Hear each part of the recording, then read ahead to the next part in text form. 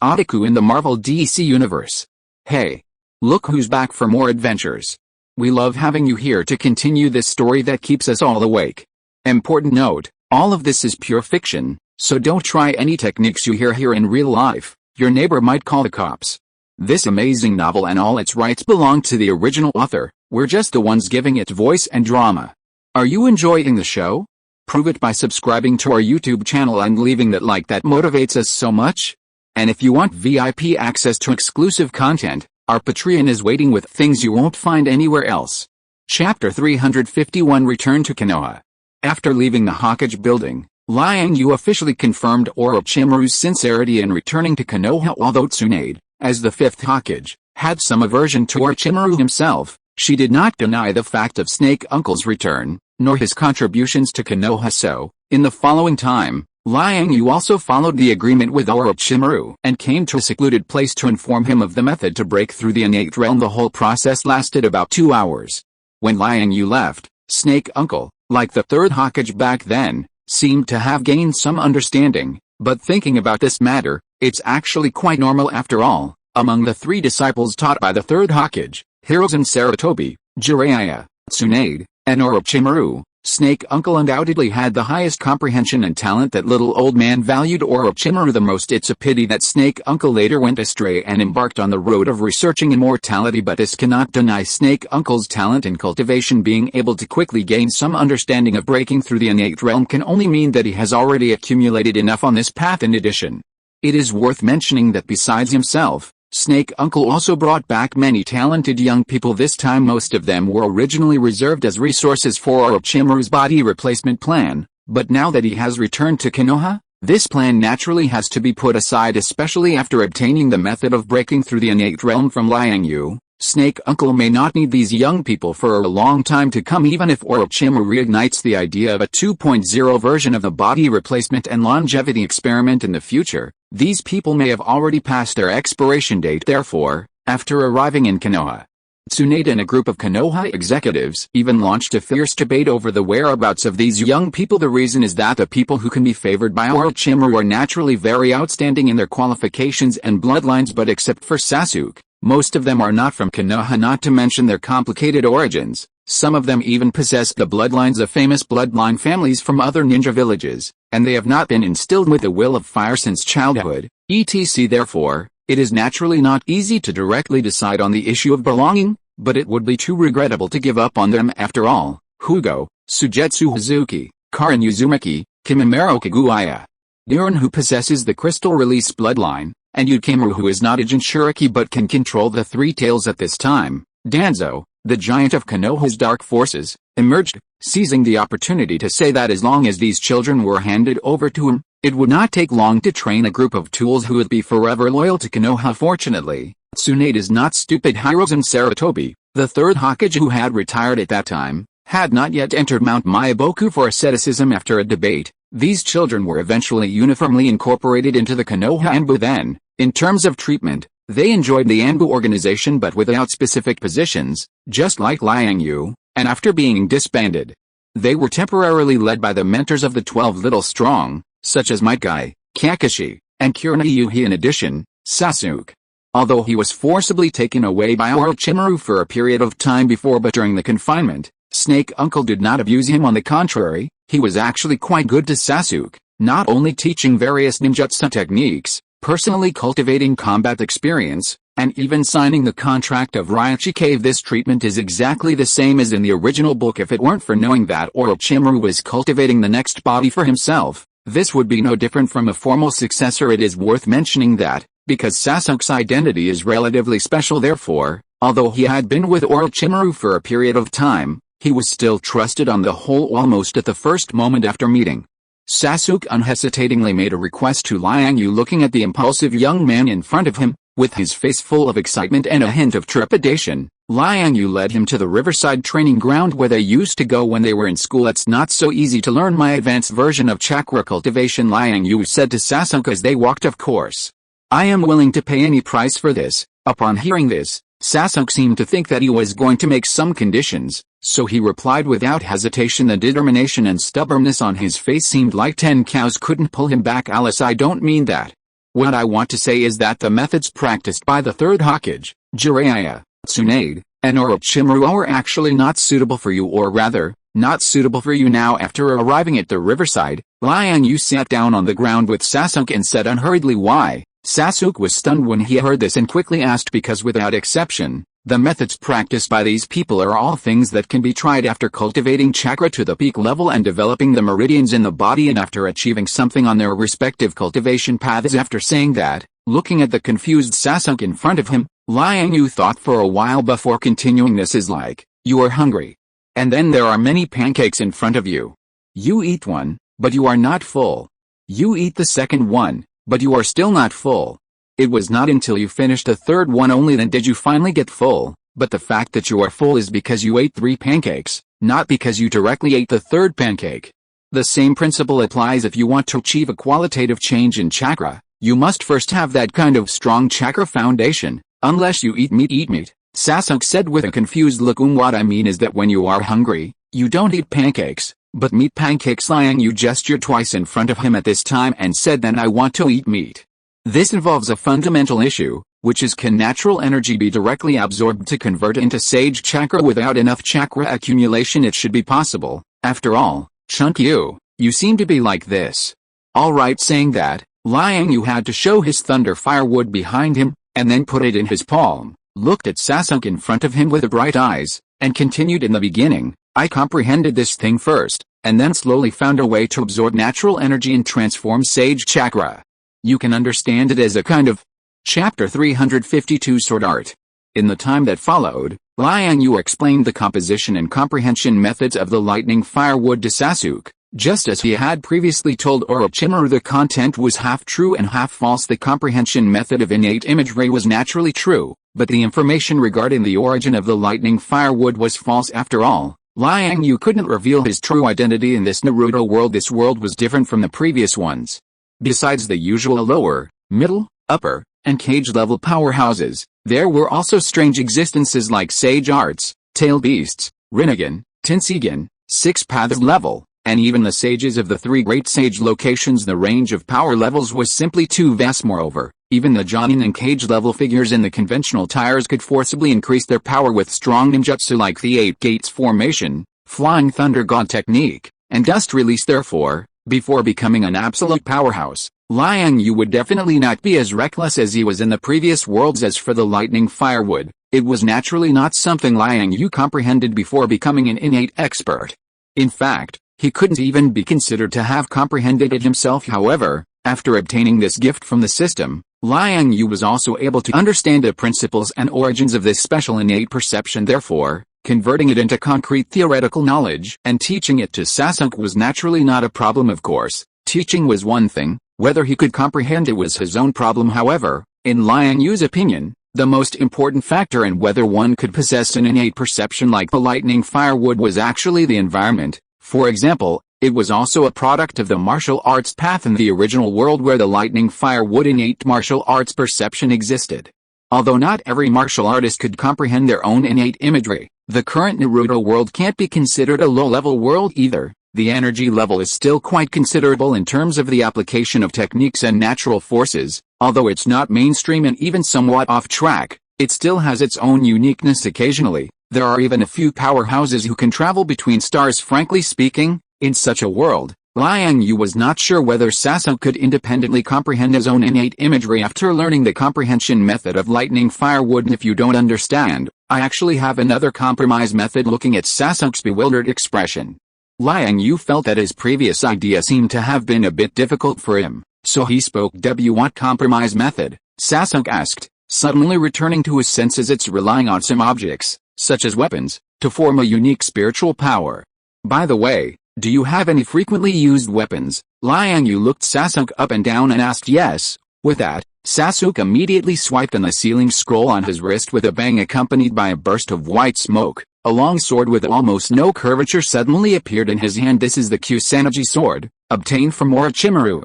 I've been using it for a while now. It's good that you have a frequently used weapon. The compromise method I'm talking about is actually achieved through the fusion and interaction between people and weapons. This is a new idea I've developed in the past year. As he spoke, Liang Yue pretended to reach behind him and took out a short, wide sword from his storage space. There were 2 of these swords, designed to cooperate with the assassin's skills in the DNF series, Dual Sword Mastery. To practice the Guoshu Bagua palm with a slight movement of his mind, a golden light instantly enveloped the short sword. Moreover, although this golden light was roughly the same width as the short sword, only covering half a finger beyond the blade, it extended forward a full 20 meters in length from the tip of the sword. This full 20 meters of golden sword light made Liang Yue look like he was holding a flashlight in his hand. This light was almost tangible, almost reaching the level of a solid. With just a slight shake, everything in its path, whether branches, leaves, etc., broke instantly and fell from the heights. Looking at the 20-meter golden broadsword in Liang Yue's hand, Sasuke's expression was somewhat dazed at the moment, and it took a while before he came back to his senses. With 2 leaves on his forehead, he asked this, "What is this?" "I call it sword light. It's a special kind of power. It's not driven by chakra, but it's not pure natural energy either.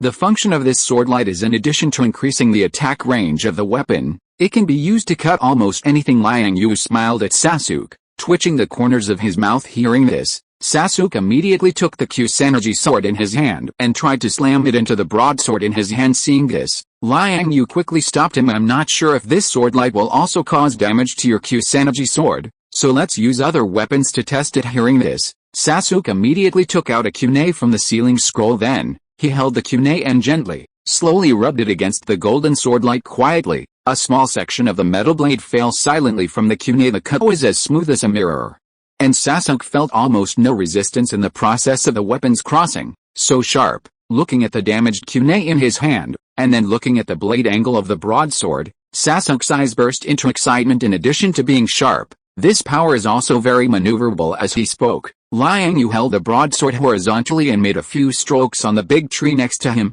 then manipulated the golden sword light to soften into a whip. Swish, swish, swish, swish. After a burst of shaking and whipping, the opposite big tree suddenly turned into a mottled washboard. It can be soft or hard, long or short. You can even control this special power like controlling a snake, and this sword light is essentially a manifestation of spiritual will. So once it is completed, the consumption is minimal. After speaking, Liang Yue put away the sword light and inserted the short sword into his leg. "I want to learn. Teach me, Liang Yue." Sword light also requires a high level of talent, but in terms of difficulty, it should be much smaller than having you absorb natural energy now to transform into sage chakra. In my opinion, this thing should be regarded as a product of the mutual testing and contact between human power and natural power, and the sword can be regarded as a medium. Chapter 353. Is Denzo dead? Finally, Liang Yue spent another 2 hours or so explaining the cultivation and application of sword aura to Sasuke. After he finished, Sasuke couldn't wait to go home and study it, while Liang Yue stayed in Konoha village for a few more days. Unfortunately, Hinata, whom he hadn't seen for a long time, was currently on a mission with Shino and Kiba, led by Kirina Iyuhi, and he heard that she wouldn't be back for a while. However, Hanabi, that little girl, caught Liang Yue this time and kept pestering him to teach her ninjutsu during the days he was in Konoha. After thinking about it, Liang Yue also taught Hanabi Hyuga about sword aura. Although the Hyuga family's usual training and combat methods were mostly hand-to-hand combat, and they rarely used kunai, shuriken, and other weapons common in the ninja system. However, because of Liang Yue's current status in Hanabi's heart, it wasn't difficult for him to teach her how to use and cultivate weapons. Moreover, there were already some subtle similarities between the Hyuga's gentle fist and the Chinese martial art Baguazhang. In this case, converting fist techniques to sword techniques for cultivation could almost be considered a natural progression. At least, that's how Liang Yue saw it. In addition, it's worth mentioning that the reason why Liang Yue chose to teach little Hanabi the special technique of sword aura was because, in his understanding, the Hyuga family's taijutsu-based chakra cultivation method was, to some extent, similar to the position of sword aura in the martial arts system. Both had chosen to take a different path, abandoning complex ninjutsu or martial arts techniques, and pursuing a single path of close combat or swordsmanship to the end. If martial arts was a broad road, then the path of sword aura, the cultivation of sword energy, was a special passage in this martial arts thoroughfare, flat and straight, but also somewhat narrow. Once you stepped on it, it was almost impossible to turn back, and it was almost impossible to choose to give up halfway and practice other techniques. Swordsmen valued moving forward bravely, and they also followed a single upward path compared to the complex martial arts system. Sword cultivators had their own distinct characteristics. For example, powerful offensiveness, extreme energy attributes, and so on. The Hyuga family's gentle fist was probably like this as well. Combined with the unique chakra energy of this clan, their position in the ninja world was unique, and they had their own distinct characteristics. If the two could be combined, or even superimposed, it should be a rather interesting scenario. After staying in Konoha and teaching Hanabi for a week, Liang Yue returned to Shikatsu Forest again. Then, after saying hello to the slug sage, he entered another period of closed-door cultivation. Time flew by, and in the blink of an eye, more than 2 years had passed under the abundant natural energy supply of Shikatsu Forest, and with a reasonable application of the multiple shadow clone technique, Liang Yue had made rapid progress during this period, including the year before Orochimaru came. In these 3 years, Liang Yue had cultivated the 13th level of the evergreen skill to the 12th level. That's right, he now had the cultivation level of the 12th level of the key refining stage, according to the logic of the cultivation world, as early as the 10th level of the evergreen skill. Liang Yue had already been qualified to attack the ultimate barrier of the key refining stage and strive to advance to the higher foundation establishment stage, but he didn't choose to do so. Firstly, Liang Yue didn't have the assistance of miraculous pills like the foundation establishment pill. He was clearly cultivating the techniques from the world of a record of a mortal's journey to immortality, but he couldn't follow the normal cultivation process of Hanlamo and take pills to cultivate, which made Liang Yue feel somewhat uncertain in his heart. Secondly, he wasn't in a hurry to break through to a higher level for some unknown reason. Liang Yue's experience in the Naruto world would last for a full 15 years. Now, including the 3 years of recent closed-door cultivation, only a little over 6 years had passed. Time was too abundant, and there was no need to rush. Moreover, the evergreen skill was already the highest level technique that Liang Yue currently possessed.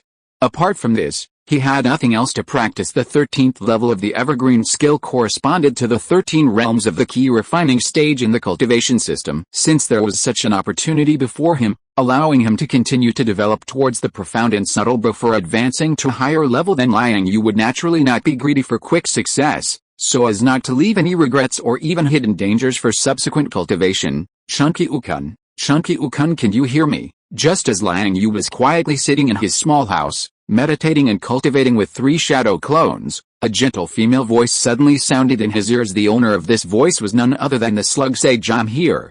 Is there something wrong, slug sage? Dividing a trace of his mind to control the shadow clones to continue cultivating, Liang Yue's main body came outside the small house. Then, he looked up at the distant, huge figure that was hundreds of meters tall. It's like this. Tsunade-sama just sent me a message, saying that she wants you to go back, and it's best to go back immediately. Tsunade. If I calculate the time, it seems like it's that time again. I understand, slug sage. Thank you. I'll go back now. You're welcome. Chunky-ukun, looking at the old aunt inside the window, who was sighing with her head buried in a pile of documents, Liang Yue said with a slightly sympathetic tone, now that you're back, hurry up and come in. Hearing this, Tsunade stretched lazily, and without turning her head back, said, what's the matter? Stepping through the window sill, Liang Yue looked at Tsunade, who was already somewhat absent-mindedly slumped in her chair, and asked, there are 3 things in total.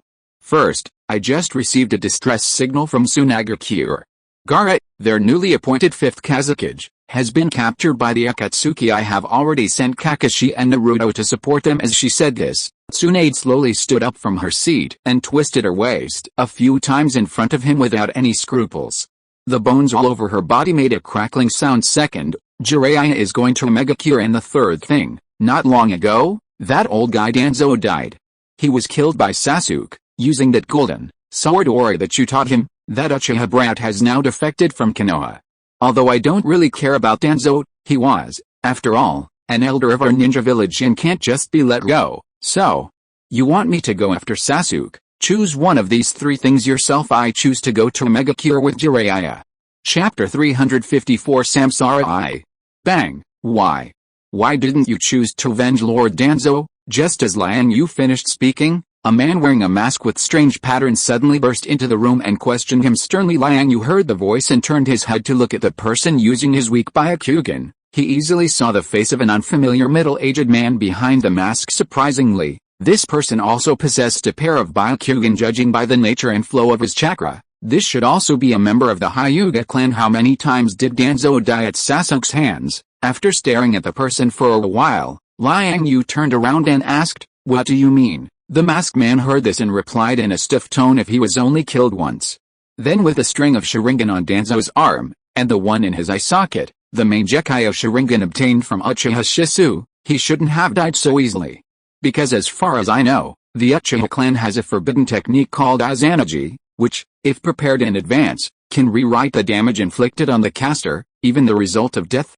The price is the permanent blindness of one Sharingan, so Danzo shouldn't have died so easily. Right now, he is speaking to this point. Liang Yue paused, then looked at the masked man with some curiosity and continued, since you said he's already been killed, then where is Danzo's body now? It should be taken away by that rogue ninja. The masked man replied after a moment of silence, then Danzo should still be alive. He's probably just hiding in some corner, secretly watching the development of the situation.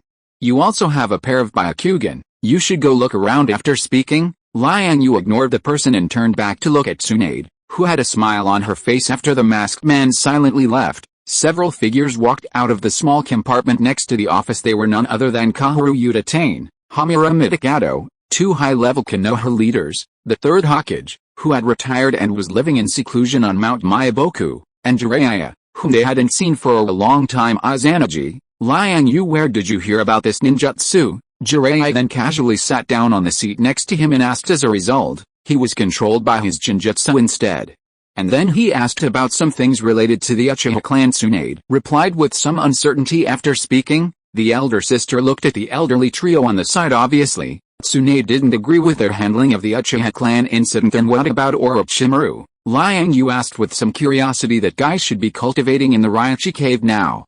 We can't contact him for the time being. Jiraiya scratched his chin, with a bit of helplessness on his face. Alright, then why are you going to Omega Cure now? After Orochimaru returned to Konoha, we should have enough information about the Akatsuki organization, right? Looking at Jiraiya in front of him, Liang Yue asked with some incomprehension. You need to know that, according to the original plot, this person, who could be called a pillar of Konoha at the time, unfortunately died because he wanted to explore the information about Nagato of the Six Paths. Although Jiraiya had several opportunities to leave safely during the confrontation with Nagato, he still sacrificed himself in order to obtain more information about the Rinnegan's abilities. Then the Wandering Dragon should return to the sea. But the sea does not welcome Jiraiya. It's not enough.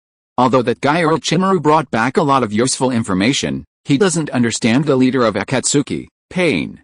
When facing the Rinnegan, Orochimaru was defeated with just one move recently. The Akatsuki organization has been paying attention to the tailed beasts of the major ninja villages, so I think it's necessary to conduct a more detailed investigation of the Rinnegan's information before worse situations occur. In addition, during the last Ninja World War, I once took in a student who possessed the Rinnegan.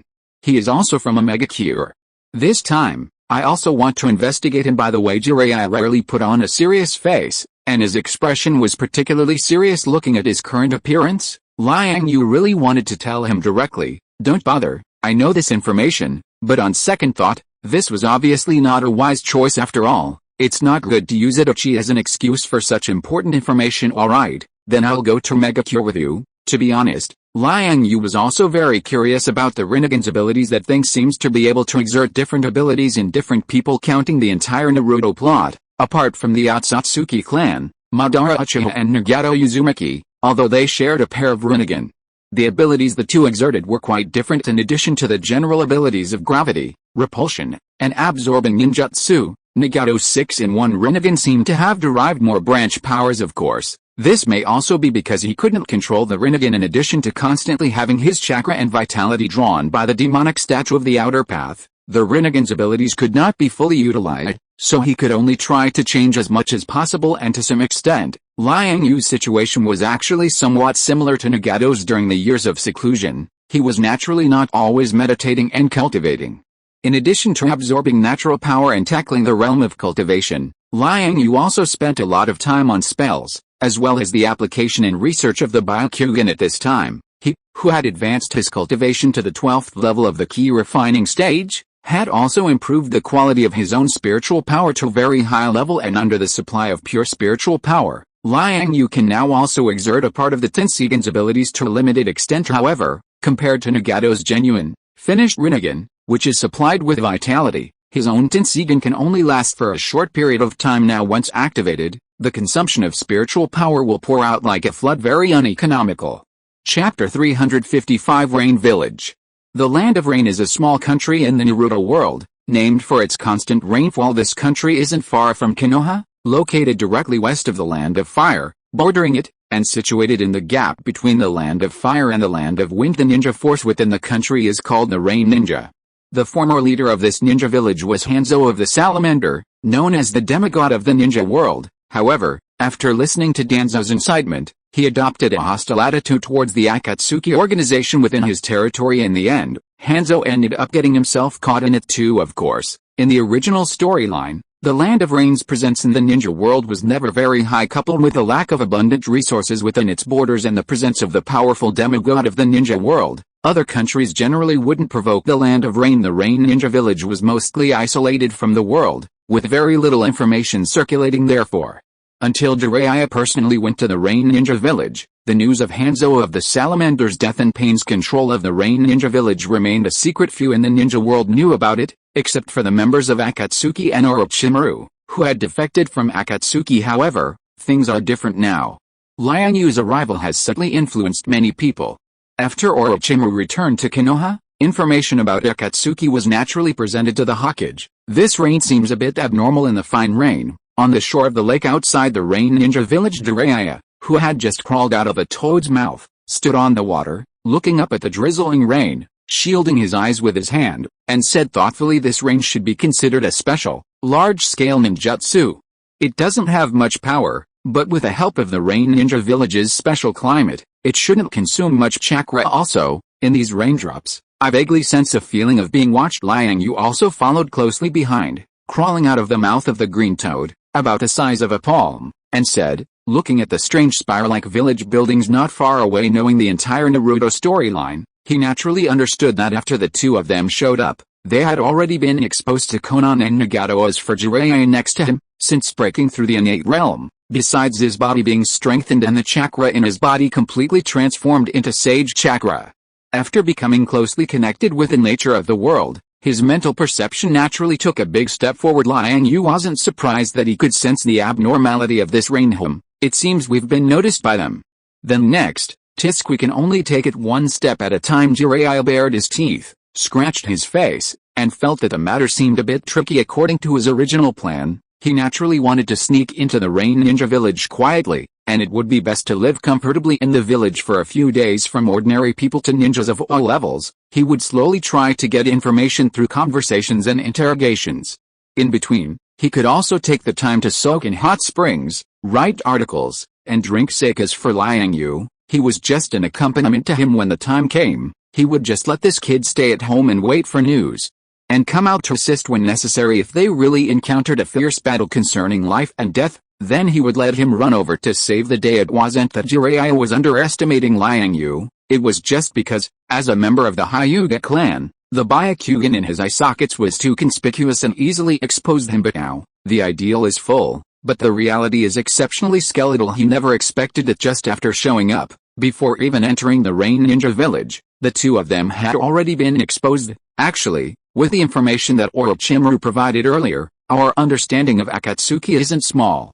What we lack is information about their leader. Pain luring them out here for a fight would probably give us a good understanding. Looking up at the heavy clouds in the sky, where lightning was flashing, Liang Yue suggested, no, this time I've come to the Rain Ninja Village not only to investigate the power of the Rinnegan, but also to find my three disciples. Hearing this, Jiraiya shook his head without hesitation, then took out a pre-prepared raincoat from the sealing scroll, wrapped himself in it, and walked towards the village on his own. Seeing this, Liang Yue shrugged helplessly, also put on a raincoat, and after wearing a pair of sunglasses, followed closely behind. Of course, this scene couldn't compare to Konoha, but the Rain Ninja Village in front of him could be described as a place where people lived and worked in peace. After entering the village, Liang Yue quickly entered a nightclub under Jiraiya's lead. After casually ordering a table of Rain Ninja's specialties, Jiraiya also ordered a girl to accompany him for drinks.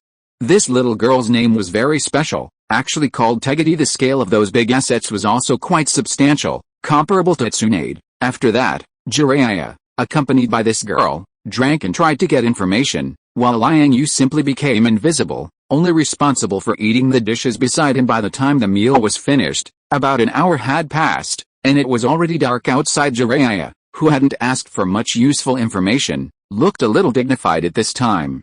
Unwilling to give up, he summoned a magical toad. Then he directed the watermelon-sized toad to rapidly expand, turning it into a room with an area of 40 to 50 square meters. He himself used a transformation technique to become a bartender wearing a vest. Liang Yue, who witnessed the whole process, was also very surprised by this. Although he knew the plot and already knew that there were many types of toads on Mount Mayaboku, and each of them had magical abilities, the feeling in his heart was still a bit indescribable when he actually observed that this is the magic of the myriad worlds, right?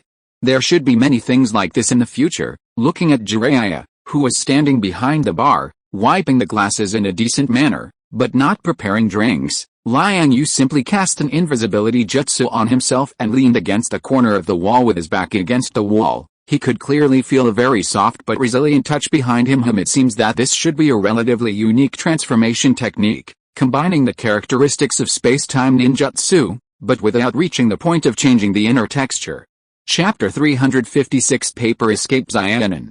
The following scenario unfolded almost exactly as it did in the original storyline. Perhaps due to long-term isolation and a stable life, the ordinary ninja in a megacure, apart from the Akatsuki, had been living in comfort, and their vigilance had greatly diminished. Even the sudden appearance of such a large tavern in the streets and alleys didn't raise any suspicion. After about 15 minutes, two ninja who had just finished their shift were easily attracted by the promotional sign at the tavern's entrance. Then, the two who dove headfirst into the toad's stomach were naturally captured by Jiraiya. The space inside the tavern also reverted to its fleshy appearance immediately afterward. Liang Yue sensed that the toad outside, which had transformed into a tavern, had returned to its normal size and leaped into the stream by the roadside. It's really quite magical. This talent can be considered a strange beast that has comprehended spatial abilities. Right, inside the toad's dimension, Jiraiya took out a feather and began interrogating the two Omegakure ninja, while Liang Yue watched from the sideline. Soon, the night passed like this. When the two returned to Megacure, the thick clouds that had been hanging in the sky had quietly dissipated, and the rain had stopped. Act according to the previous plan, and be careful not to expose yourselves. After Jiraiya and Liang Yue exchanged a look, Jiraiya led one of the Omegakure prisoners away along the alley in front of them. On the other hand, Liang Yue couldn't help but twitch his lips because at this moment, after seeing a paper butterfly fluttering there beside him, he knew that he had been exposed again. The plan that Jiraiya had made with him before was very simple. Jiraiya would be responsible for opening the way ahead, and he would also be responsible if they encountered the Rinnegan. Liang Yue only needed to observe the situation from the side. Who are you? What are you doing in a megacure? Not long after arriving on the roof, a paper clone made up of hundreds of palm-sized sheets of paper suddenly appeared in front of Liang Yue. The image of this paper clone was that of a young girl with a calm face and indifferent expression. Her body floated lightly in the air, without legs, and a light purple paper flower was pinned to her blue-purple hair. All the characteristics indicated that this person should be one of the founders of the Akatsuki, Conan. At the same time, Jiraiya, who had just walked out of the alley and arrived at a fork in the road, seemed to have been blocked as well. However, unlike Liang Yue's situation, Jiraiya was facing Conan's real body. The master and disciple had only just met and hadn't even exchanged a few words before they started fighting. Your Akatsuki's activities in the ninja world have been very frequent recently, so I naturally have to come and collect some information about the Rinnegan before even greater disasters occur. Looking at Conan's paper clone in front of him, Liang Yue simply took off the sunglasses on his nose with a flick of his sleeve. The sunglasses were returned to the storage space, and what appeared next was a camera brought from Konoha. This camera's function was a bit advanced. Photos could be taken and retrieved instantly, and it could also perform long-distance focusing. Click Hyuga Shunju, give me a reason not to kill you. Looking at Liang Yue, who was taking pictures of her, Conan's clone remained unchanged. Still indifferent. How about we exchange some information? I happen to know something about the Rinnegan. As well as he spoke, Liang Yue looked at Conan's clone in front of him, who still had no expression but hadn't made any further moves, so he smiled at her and continued. I think the Rinnegan shouldn't have been born on Nagato's face, because the Rinnegan, in the final analysis, is the ultimate evolved form of the Sharingan. It's impossible for a member of the Uzumaki clan to possess it unless someone transplanted it into his body and used Nagato's sage body to nourish it. Speaking of this, Liang Yue came directly above the battlefield below, holding the camera, and began taking pictures of the people fighting below. Conan's paper clone followed him like a shadow behind him. So, you should have been used by someone. Someone is using you as pawns behind the scenes and wants to achieve some ulterior motive. But regarding what you are doing now, I can guess some of it.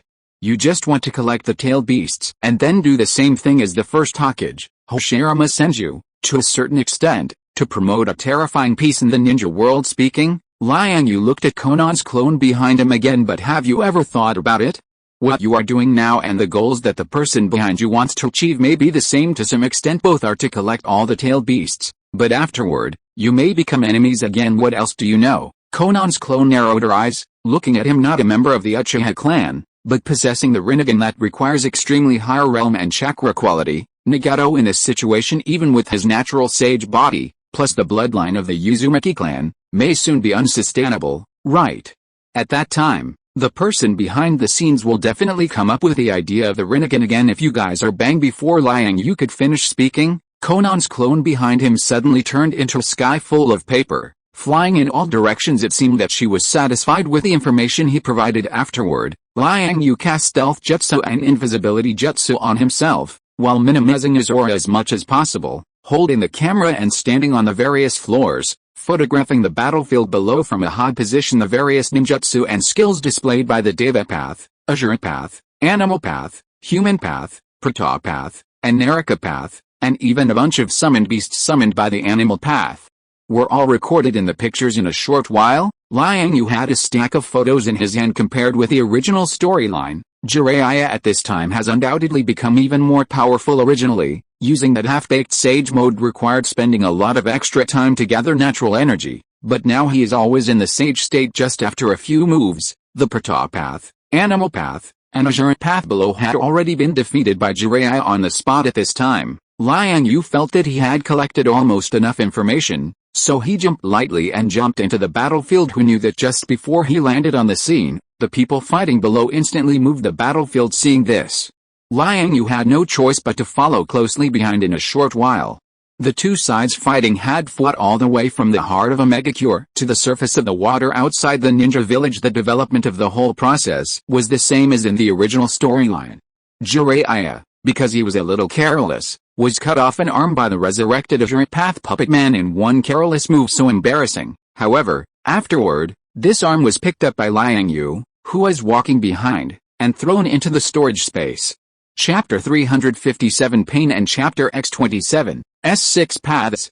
Whoosh, with a shift in the scene before his eyes, Liang Yue had already used the Flying Thunder God technique to bring Jiraiya to the Shikatsu forest, inside his own cultivation hut. Looking at the fellow's shoulder, now empty and still bleeding, a hint of mockery flashed across his face. A dignified and 8th-level expert, usually boasting and claiming to be a sage, jealous, careless, Jiraiya, however, was quite open-minded at this moment, his lips trembling slightly before leaning back against a chair with a calm expression, about to tend to his wound himself. Seeing this, Liang Yue quickly took out the severed arm, and with a little collaborative micromanagement between the two, they managed to align the bones, muscles, blood vessels, nerves, and so on it to break. Afterward, he brought Jiraiya to the slug sage and asked it to help with the treatment. Speaking of which, medical ninjutsu in the ninja world is definitely a highly effective branch-off system. The surgery to reattach a severed hand was just a small scene according to the original plot. Tsunade was once cut in two by Madara Uchiha during the Fourth Shinobi World War. Her body was directly separated into two at the lumbar vertebrae. As a result, after Sujetsu Ozuki corrected the reattachment position and the slug sage's clones performed emergency treatment, she quickly became lively again in a short period of time. Now, Jiraiya's injury was really nothing to see according to normal procedures. Sakura should have been able to handle it by now. However, a megacure was a bit far from Konoha, and using the Flying Thunder God technique to teleport back to Konoha Hospital from there would be a considerable drain on Liang Yue. So, he simply brought Jiraiya to the location of the Three Great Sage Lands, which was a more special place. Sure enough, with the slug sage's treatment, Jiraiya's arm was healed in less than 3 minutes except for a slight paleness in his complexion due to some loss of blood. Everything else was back to normal. How much information did you gather on those 6 guys from the side earlier, back in Liang Yue's hut? Just as he had brewed a pot of tea, Jiraiya refocused his attention on the previous 6 paths of pain. As he spoke, the guy grabbed a meat pie, fruit, milk, and other items from the nearby refrigerator and swallowed them in large gulps. Looking at him, the old codger seemed to want to replenish the blood he had just lost from Liang Yue. I've gathered quite a bit. As he said this, Liang Yue took out a stack of photos from the front of his chest. Then, he took out a large piece of white paper, as well as a writing brush, glue, and other items from a box in the corner of the room after spreading it out on the table. Liang Yue pasted the photos of the 6 paths of pain in a vertical row on the paper, and then used the writing brush to mark the abilities of each of the 6 in the form of a tree diagram. Yohiko, the Deva path, didn't do much in this battle, but according to the information provided by Orochimaru, we can roughly know that his ability is to control attraction and repulsion, of course. Besides that, we can't rule out that he has other abilities in comparison. The Azure path fighting style looks a lot like the Sand Village's mechanical puppets. The human path, besides close combat attacks, other abilities have not been seen yet. As for the animal path, it mainly uses various summoning beasts to fight. And I have a rough understanding of the photos and abilities of these summoning beasts. The fat guy, who is the Prata path, has the ability to absorb ninjutsu and chakra. If you want to deal with him, it is recommended to use taijutsu. As for genjutsu, it should also be absorbed. Right after selectively writing down what he knew on the paper, Liang Yue suddenly threw the topic to Jiraiya, who had already devoured 3 meat pies. It's about the same as the information you collected, but those 6 people give me a strange feeling. When fighting them, I felt like they weren't real people. Moreover, even in Sage mode, it is difficult to capture their aura with just mental power and smell, otherwise, I wouldn't have been injured before. Are you saying that they are a special kind of humanoid puppet? Liang Yue interjected appropriately at this time, reminding him that's about the feeling. As he said this, Jiraiya suddenly stood up from his seat, bringing his head closer to the photos of the 6 paths of pain. Carefully examining them after a long while, he said with a bit of reminiscence and realization, I think my judgment should be correct. I remember, I seem to have seen these people before, when I traveled the ninja world a few years ago. After saying that, Jiraiya stretched out a finger and pointed to a male animal path in the photo who was wearing a ponytail. At first, I thought this person was my disciple Nagato, but now it seems he is not so. Your disciple with the renegade eyes didn't appear before. If these 6 people are really humanoid puppets as you said, then Nagato is likely the one controlling them from behind. After Liang Yue finished speaking, he picked up the tea on the table and took a sip. Jiraiya slapped the table with a gleam in his eyes, and lightly shouted with certainty, that's right. That's how things should be. Afterward, a look of sadness and emotion suddenly appeared on his face. Alice, in that case, Yohiko seems to be really gone. Send me back to Konoha. I need to report this information to the 3rd Hokage and the others as soon as possible. As he said this, Jiraiya rolled up the tree diagram of information on the table, put it into his clothes, and took a big red apple from the side. Seeing this, Liang Yue didn't say anything, patted the guy's shoulder, and used the Flying Thunder God technique to return with him to the windowsill outside Tsunade's office. As soon as they looked up, the two were surprised to find that Naruto, Sakura, and others were also reporting their tasks to Tsunade. Compared to 3 years ago, Naruto had undoubtedly matured a lot. He no longer spoke in such a loud voice as before, but became much calmer, and had also grown taller. As for Sakura, she had still followed the original plot in the past few years. Through Naruto's introduction, she became Tsunade's disciple and systematically studied medical ninjutsu. Moreover, she had also signed a summoning contract with a slug sage. In comparison, Liang Yue, the nominal disciple of Tsunade, was really a bit derelict. If you are listening to this novel on a channel other than Fanfic World, it means it was downloaded and re-uploaded without effort. We warmly invite you to visit our channel, Fanfic World. There you will find the original version of this story and many other novels of various genres. We look forward to seeing you dive into a world of incredible novels. Chapter 358, The Return of Snake. Spring-autumn, you should already know about Sasuke's situation, right? Do you think he really betrayed Konoha? Also, Sasuke, why did he assassinate Lord Danzo? Inside the Hokage's office, while Jiraiya spread out the Pain's 6 Paths intelligence flowchart drawn by Liang Yue in front of everyone, and personally explained to Tsunade, the 3rd Hokage, as well as Kaoru Utatane, Hamura Mutakato and other high-level Konoha officials about their experience in a mega cure. Naruto came to his side and asked with a face full of doubt while speaking. His tone also carried a hint of undisguised disappointment. To be honest, Liang Yue found it difficult to understand Naruto's obsession with friendship anyway, from childhood to adulthood.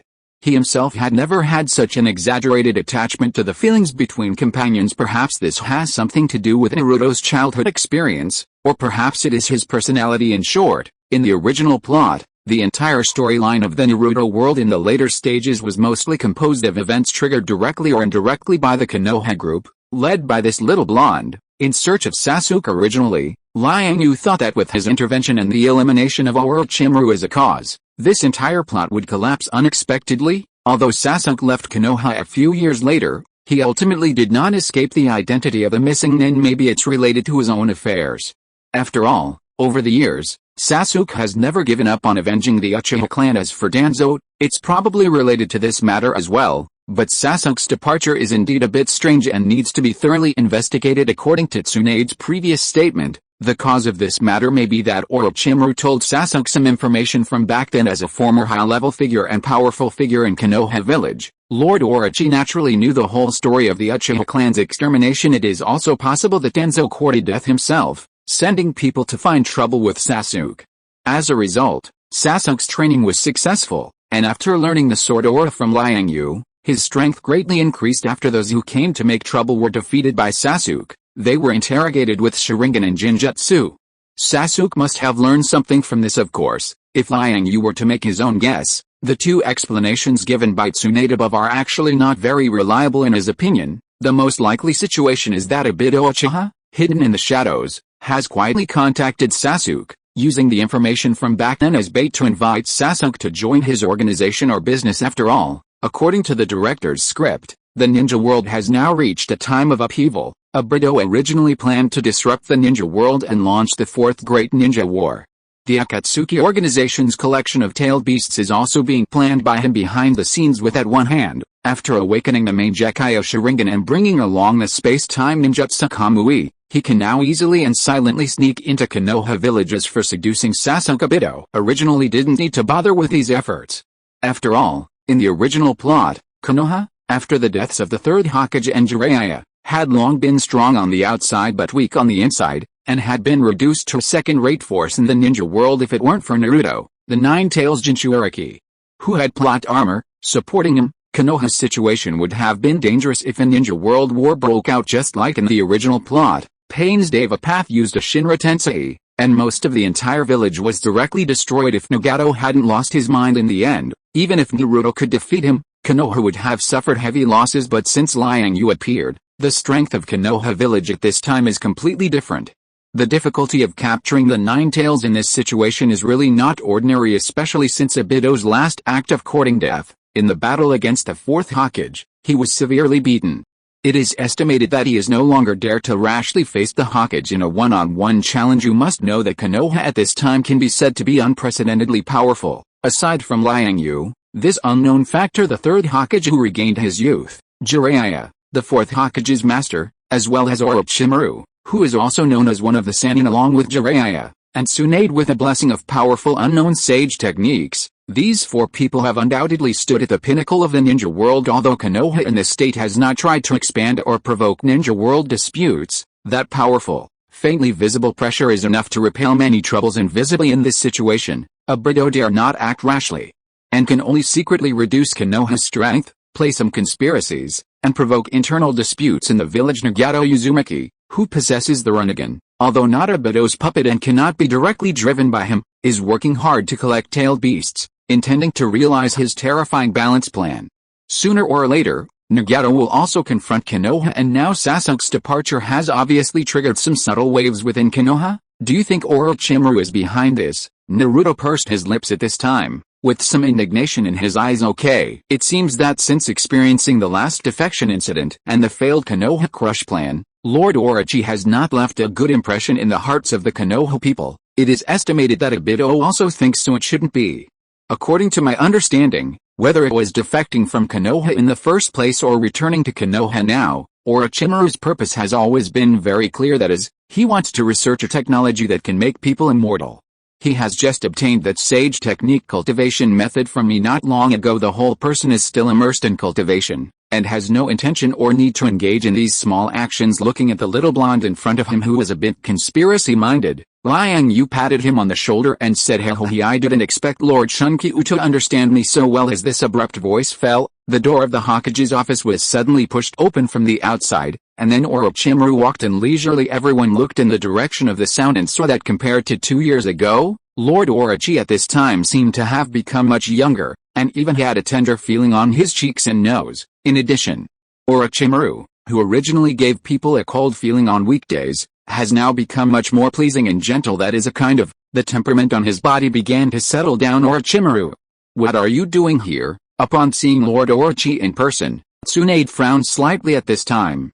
Looking at the other party's overly youthful face, this old aunt naturally guessed the reason, so she curled her lips and asked. In contrast to Tsunade's stiff attitude at this time, Orochimaru still replied with a gentle manner, my sage technique has been successfully cultivated, and things are indeed as Lord Shunkyu said. The level of chakra has become higher, which is really amazing. Hey, so now I am planning to find a decent opponent to fight and personally feel the difference from before.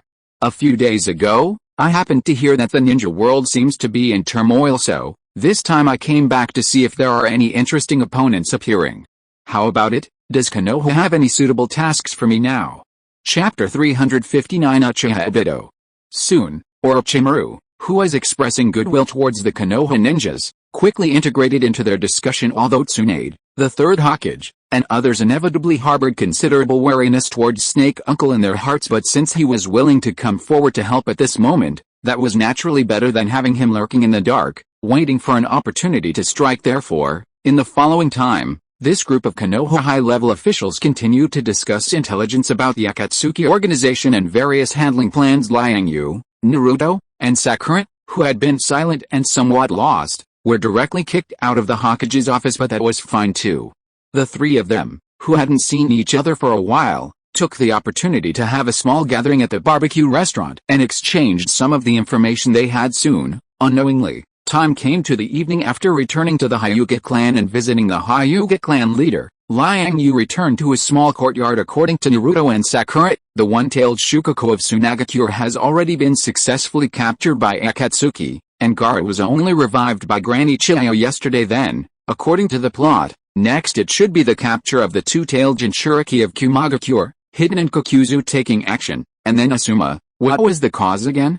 Fire Temple, Master Chiriku. Speaking of Asuma, his progress in recent years should be very obvious, and as the son of the third Hokage, after the old man regained his youth, he also benefited a lot. Although he might not be able to beat Kakashi in a one-on-one fight, he should have been taught the innate advancement method by the third Hokage. Right, Hiden, Kokuzu, forget it. Now the situation in Konoha is very good, and there are many strong people under its command. Once there is news of Akatsuki, Asuma may not necessarily be the one sent out. Time flies, and another week has passed in the blink of an eye. Everything is proceeding according to the established process. After experiencing the Gaara abduction incident, Naruto, deeply aware of his own lack of strength, is now motivated by shame and courage, and took the initiative to find Jiraiya to seek a way to become stronger. Seeing this, Jiraiya went along with the flow and directly took this little blondie to Mount Myaboku through a reverse summoning technique to train in seclusion with the frequent actions of the Akatsuki organization. In recent times, the Jinchuriki of various ninja villages have also been harmed one after another, and the entire ninja world has now become a dangerous place within the major ninja villages. There is a faint sense of unease at this time. Naruto's initiative to seek knowledge happened to be in line with the wishes of a group of high-level Konoha officials. Firstly, it fulfilled the little blondie's own wish, allowing Jiraiya to teach him personally and enhance his strength. Secondly, Mount Myaboku is isolated from the world, which can just guarantee Naruto's safety. Similarly, Sakura, as the last remaining member of Team 7, seems to have suffered a lot of blows after Sasuke defected, but fortunately she also has a teacher. Almost at the same time, while Naruto went to Mount Myaboku to study, Sakura also went to Tsunade, hoping to become stronger. Unfortunately, Tsunade is now the Hokage and cannot spare any time to teach her on weekdays, so in the end, she simply sent her to Konoha Hospital to intern, and Liang Yue, who had just spent a few leisurely days in Konoha village, was quickly assigned a new task before he could even contact Hinata to develop their relationship. The news that the Fire Temple was destroyed and the Akatsuki organization invaded the Land of Fire had already reached Konoha. Tsunade, as the fifth Hokage, immediately issued a kill order. She quickly summoned Liang Yue, Kakashi, and Team Asuma 10, who were also ready to go, as well as several unknown Jonin to intercept and kill them. This lineup can be described as luxurious. I didn't expect that I would be the one sent out to perform the mission this time all the way, activating the Byakugan and walking unhurriedly beside the leaping crowd. Whether intentionally or unintentionally, Kakashi and Asuma and others were fatally protecting him in the middle of the team. It seems that Liang Yue has unknowingly become an important person who needs to be protected. Before him was an unusually dense forest. As far as the eye could see, there were countless towering trees, tens of meters high. Even with his Byakugan, he still couldn't see the edge. The group of people jumped quickly between the thick branches like apes after a burst of rapid movement. They quickly arrived near the fire temple. There are only these two black market strongholds nearby. It seems that we need to split up this time. Well, let me lead one group, and Asuma lead the other group.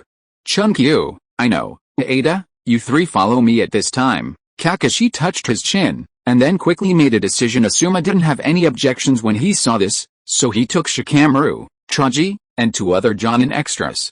After the two sides exchanged glances, they set off one after another. Liang Yue, it seems that Asuma is going to get hurt this time. Sure enough, when the group arrived at the black market stronghold they were responsible for and threatened and lured the agent here, they found that the two members of Akatsuki were not here. We must rush to Asuma and the others as soon as possible. After discovering that they had missed their target, Kakashi immediately realized that the direction the other group was heading was likely to be where the two Akatsuki members were, so he immediately led the crowd towards the black market that Asuma and others had gone to. Fortunately, although the distance between these two black markets is not close, relying on the dense giant tree terrain of the Land of Fire, coupled with the crowd's mode of travel, it is estimated that it is only a little more than a quarter of an hour's journey. In this way, the group of people rushed on the road with a hint of eagerness in their hearts. However, just as everyone had leaped on the tree trunks in the forest for 7 or 8 minutes, and had traveled most of the way, an accident occurred. A figure suddenly appeared in front of them, and then locked onto everyone's spirits. I saw that the person was wearing a black robe, with several red clouds printed on the robe, and wearing an orange spiral mask on his face, leaving only one eye exposed. That was a 3-tomo Sharingan. When everyone saw this, their hearts suddenly trembled, and they stopped involuntarily. Kakashi, as the leader of this group, frowned at this time and took out a kunai, but a few doubts quietly appeared on his face. He was about to step forward, but was stopped by Liang Yue. You guys continue on your way, I'll deal with him. Saying that, Liang Yue stepped out from the crowd and came to the front. Can you do it? Don't be brave. Seeing this, Kakashi said hesitantly, even if I can't beat him, I can leave at any time. At this time, Liang Yue suddenly turned his sleeves over, and an elongated kunai appeared in his hand. A sage character was wrapped around the handle of the kunai. Needless to say, this was naturally his unique formula designed for himself after learning the Flying Thunder God technique. After throwing the kunai to Kakashi, Liang Yue looked at Obito opposite, and at the same time two wide knives slipped out of his sleeves. Be careful. Seeing this, Kakashi stopped talking nonsense, turned the crowd to the side, and continued to rush towards the other black market stronghold. Chapter 360 Kamui Obito. Hinata Shenchuo, one of the few true geniuses of the Hinata clan in over 1,000 years, who pioneered the sage technique suitable for humans.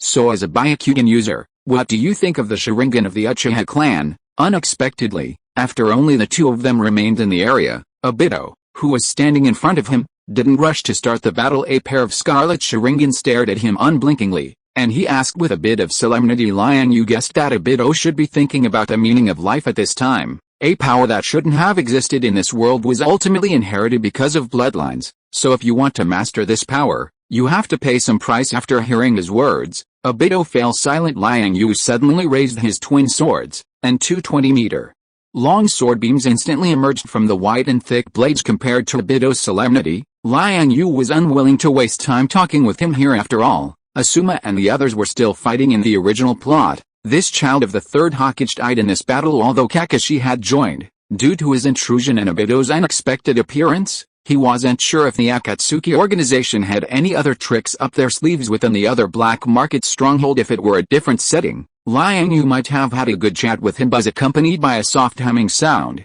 a golden sword beam flashed and instantly swept across Obito's body. The tree trunk beneath him instantly fell.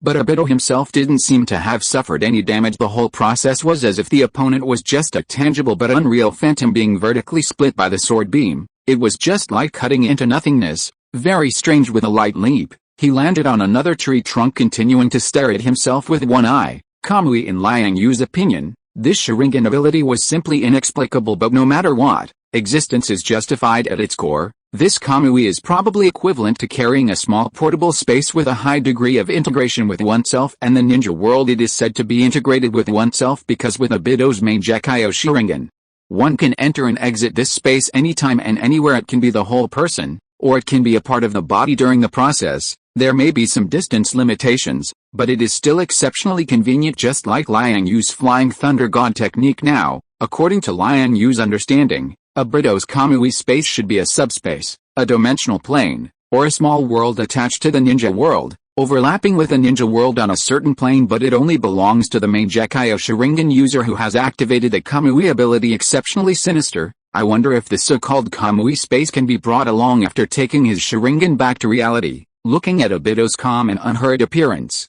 Liang Yue, who already knew the other party's information, naturally didn't feel surprised. He continued to wave the twin swords in his hands, and two golden sword beams, each 20 meters long, kept sweeping across the other party's body. A horizontal slash, a chop, a flick, a press. The moves were exceptionally comfortable and freehand, just like two paintbrushes waving in the air. Obito, on the other hand, turned a blind eye to these almost indestructible sword beams and continued to approach unhurriedly, silent.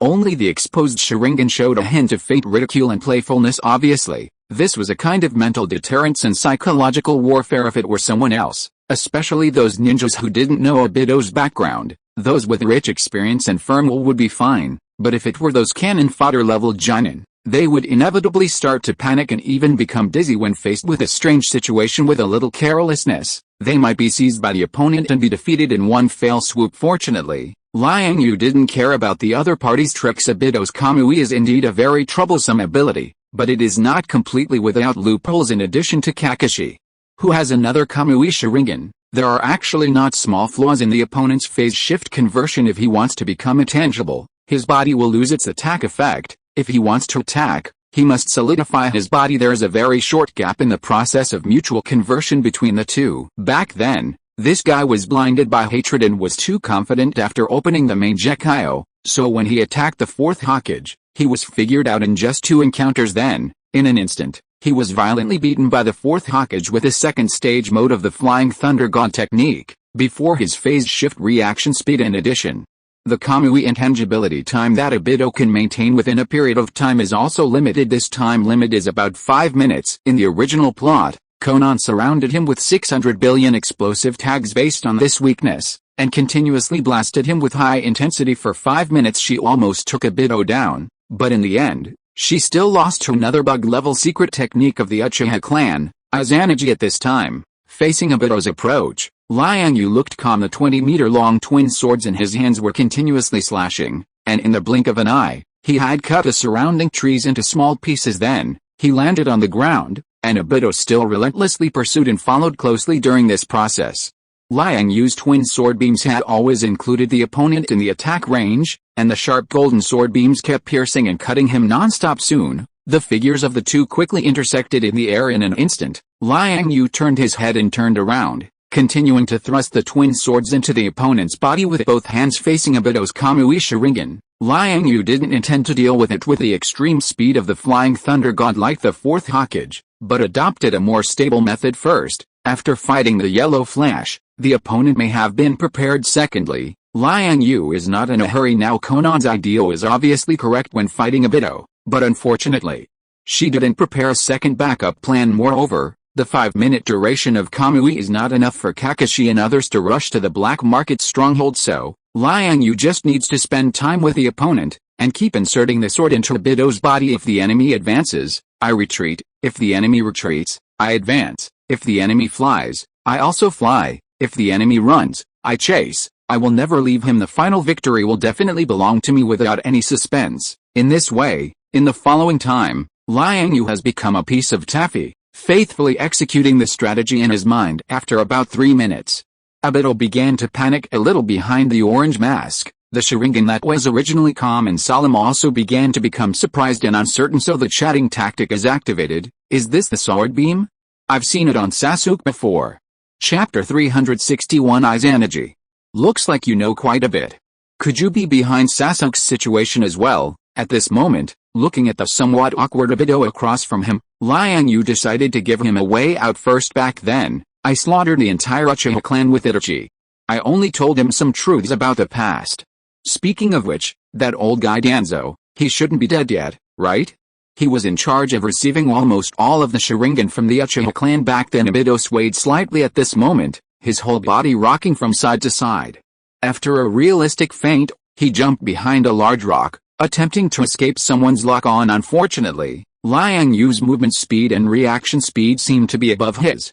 Before he could even see any action, he had already followed him to his side. The distance wasn't too far or too close, and the double swords in his hand were like two flashlights, the golden sword light constantly piercing at the other party's vitals. That old guy Danzo shouldn't be dead. After all, your Uchiha clan's Izanagi technique is still very magical. However, he hasn't appeared since then, so he's probably hiding while closely following him. Liang Yue also took the time to answer his question. Your sword light is indeed a very powerful ability. In terms of attack power alone, it almost reaches the level of an S-rank ninjutsu, but this kind of thing should consume a lot of chakra, right? Seeing this, a strong sense of irritability arose in one of Obito's Sharingan eyes. After letting out a heavy sigh through his nose, he continued, I can play with you like this for a day. Upon hearing this, Liang Yue said with an impassive face, but a hint of secret delight arose in his heart. After finishing, he flipped his sleeve and put one of the short swords in his hand back into the storage space, and instead took out a camera. Click. After taking a few souvenir photos of Obito, he switched back. Damn it! Seeing this, Obito's Sharingan narrowed instantly, and then his whole body suddenly rushed towards him quickly. In just an instant, the figures of the two intersected again. Swish! In the blink of an eye, a golden light flashed and disappeared. One of Obito's arms was instantly cut off by Liang Yu's sharp sword light. However, Obito's move was clearly intentional. After sacrificing an arm, he gained the ability to attack without using Kamui's intangibility, as well as an opportunity for close-quarters combat. At this moment, an invisible vortex suddenly appeared out of thin air. It was as if a leak suddenly occurred in a pool of extremely clear water. The outermost end of the leak was Obito's Sharingan eye, which had already bloomed into a Mangekyo pattern. The violent spatial fluctuations carried a powerful suction force, constantly pulling Liang Yue towards the depths of the vortex. In an instant, his whole body began to distort. However, Liang Yue was not alarmed by this, having long been familiar with Kamui's abilities, and knowing that he would eventually face Obito from the moment the system mission arrived, he was naturally prepared. At this moment, Liang Yue moved slightly, only taking one step forward. With a swoosh sound, two golden sword lights instantly intertwined across the other party's body. Bang! Immediately afterwards, Obito, who had been intercepted by the sword light, directly turned into a puff of white smoke and disappeared from the spot. Izanagi? Not a substitution technique. Almost at the first moment the other party disappeared, Liang Yue made this judgment.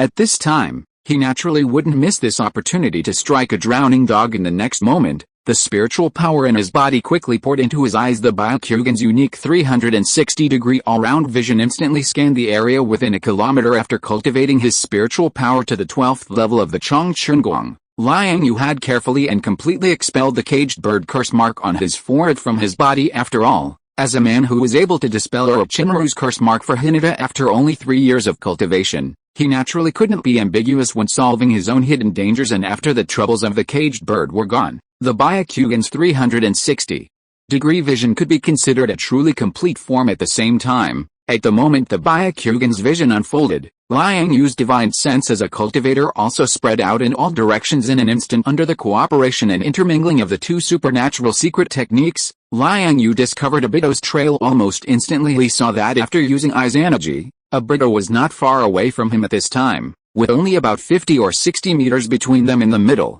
old trees had gnarled roots, dense branches, and layers of overlapping obstructions, but these did not exist in Liang Yue's eyes. With a light leap, he had already rushed out of the white smoke and shot towards Obito on the opposite side. But Obito at this time was clearly having second thoughts. After a series of engagements that were not considered intense, but made him feel upset and constrained everywhere, Obito already knew that he was not the other party's opponent. If Liang Yue were to entangle him again, the consequences would be unimaginable. Therefore, after using Izanagi to escape the dead end, Obito immediately activated Kamui, intending to take the opportunity to retreat. Want to leave?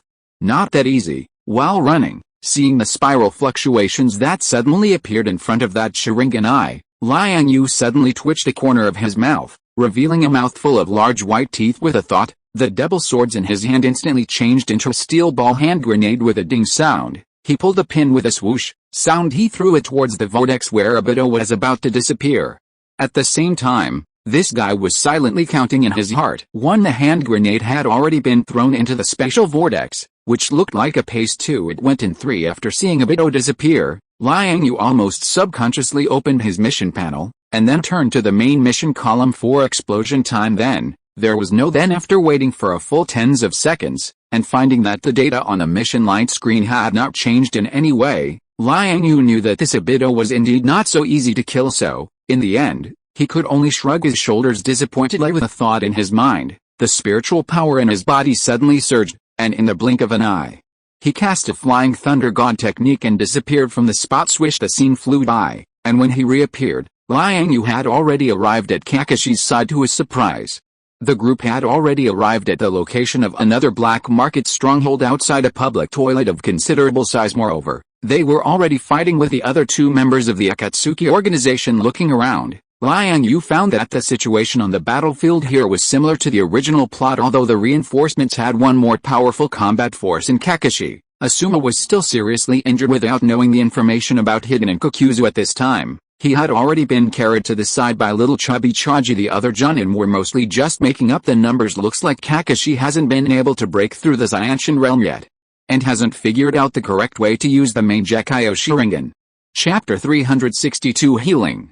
In the tense standoff, Liang Yue's sudden arrival startled Kakashi beside him, but he quickly reacted. He immediately called for help, but not for Liang Yue to assist him in battle. Chunkyu, quickly check on Asuma's condition. He's seriously injured, is that so? Upon hearing this, Liang Yue quickly flashed over to Asuma's side, who was already on his last breath, inhaling more than exhaling. Let me see. Burns all over his body, perforations in his lungs, spleen, kidneys, intestines, etc. His thigh is also pierced through, and his spine is dislocated. Speaking of Hiden's information, Orochimaru should have brought back a lot before, right? How did it turn out like this? After a simple examination, Liang Yue frowned and asked. Asuma's lips moved upon hearing this, but he couldn't open his mouth at all. But Chaji replied with a guilty face. Teacher was trying to save me when he was unfortunately robbed of his blood by that person. It's all my fault. Now is not the time to say this. Chunkyu, is there any way to save Asuma? Shikamaru interjected quickly upon seeing this, and said to him with a look of urgency, it's not a big problem. Help me keep an eye out and don't let anyone come and disturb me. With that, Liang Yue ignored the 3 members of Team 10 and extended a palm towards Asuma. Abundant cyan green spiritual power surged out instantly in the blink of an eye. It enveloped Asuma completely. The spiritual power, containing extremely strong vitality, penetrated deeply into his body in an instant while restoring Asuma's internal organ injuries. It also quickly formed a layer of tough spiritual power film, temporarily replacing his organs and maintaining the vitality within his body. Speaking of which, the Naruto world in front of him is indeed an extraordinary and magical world. Plain clearly, the energy level can only be classified as average among the myriad worlds, but it has given birth to many unique things that cannot be ignored. God tree, pupil techniques, tail beasts, space-time ninjutsu, various powerful spells. They endow ninjas with various powerful attack, defense, recovery, and even abilities similar to immortality. For example, Hiden, who is currently fighting against Kakashi and several Jonin, is such a talent. It is said that because he believes in a certain evil god and has undergone transformation, he has gained powerful self-healing and vitality even in the case of head separation and heart perforation, which are fatal injuries in the eyes of ordinary people. He can directly ignore them, sew them up with a needle and thread, and recover immediately. In addition, Naruto, as the nine-tailed Jinchuriki, seems to have similar abilities in the original plot. This little blondie was once pierced through the shoulder by Sasuke with a Chidori, and it went straight through, but under the automatic explosion of the nine-tailed chakra to protect the body in just 1 or 2 breaths, the fist-sized penetrating injury was immediately restored to its original state. Thus, the magic of this world can be seen, and the wonder of the tailed beast chakra can be seen at this time. Although the spiritual power in Liang Yue's body is said to have powerful nourishing, recovery, and even life-extending effects, he does not dare to compare it with the chakra of the tailed beast. Therefore, after stabilizing Asuma's injury and preventing it from continuing to deteriorate, Liang Yue waved his hand at him. Shua 3 consecutive legendary series. Healing art skills went down, and suddenly, like a timely rain, 3 spots of light flashing with colorful brilliance seemed to appear out of thin air. Quickly integrating into the weak body in front of him, Asuma's original pale and weak face instantly returned to healthy rosiness, and even the burned skin regrew completely. Asuma suddenly sat up from the ground at this time, with a look of surprise and shock in his eyes, rubbing his shoulders, stroking his chest, rubbing and pressing his waist, abdomen, and kidneys. Then, he stood up with an agile little jump, swaying left and right, and after shaking his arms and legs for a while, he finally accepted the fact that he had recovered. Seeing this situation, Ino, Shikamaru, and Shaji, who were surrounding him, were even more shocked beyond measure. Although they had vaguely hoped in their hearts that Liang Yue could heal Asuma's injury, they never expected that this guy actually had the ability to completely heal fatal injuries in just a few seconds. Even Tsunade, who is currently the 5th Hokage, may not have this level of treatment technology. So, almost at the same time, the few people turned their eyes to Liang Yue, with a bit of admiration unconsciously in their eyes. Thank you, Asuma said to Liang Yue with a silly smile and gratitude on his face at this time. You're welcome. Immediately afterwards, the vigorous Asuma rejoined the battlefield. A group of little guys were responsible for responding on the side, whether it's Ino's mental control technique or Shikamaru's shadow imitation technique. They are good at assisting and covering. However, the chubby Chaji still seemed a little guilty at this time, and as the main attacker in the Ino Shikacho trio, taking the strong attack route, he really couldn't help much at this time when facing this shadow-level combat power showdown. In the end, he could only helplessly and angrily hold a kunai and block it in front of his teammates. As for Liang Yue, after destroying the strange formation that Hidden had carved on the ground with the wood release, he had been holding the double swords and staying beside him, temporarily not making a move. Although Hiden and Kokuzu on the opposite side are powerful and their abilities are strange, Konoha is not bad either, with Kakashi and Asuma leading the way, and 4 others supporting Jonin around them. Shikamaru and Ino can occasionally provide favorable assists. In addition, since Orochimaru brought back a lot of information about the Akatsuki members when he returned, the abilities of Hiden and Kokuzu in front of him are also listed under this situation. It is impossible to lose no matter how you look at it. Chunkyu, what are you still doing there, stunned? Why don't you hurry up and do it? About 2 or 3 minutes later, Kakashi, who had become a little breathless, suddenly caught a glimpse of the leisurely Liang Yue on the side, so he yelled at him in a low voice with some exasperation. I thought you could win.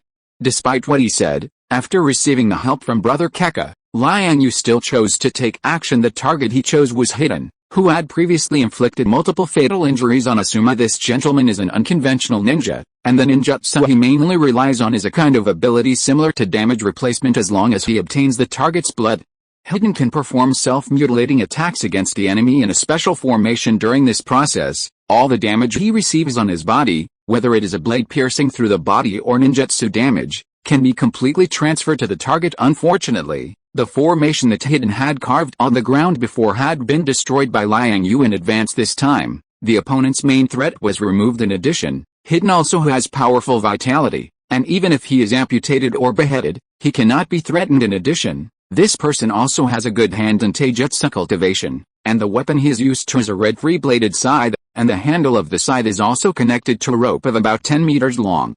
Chapter 363 Hiden, Dead.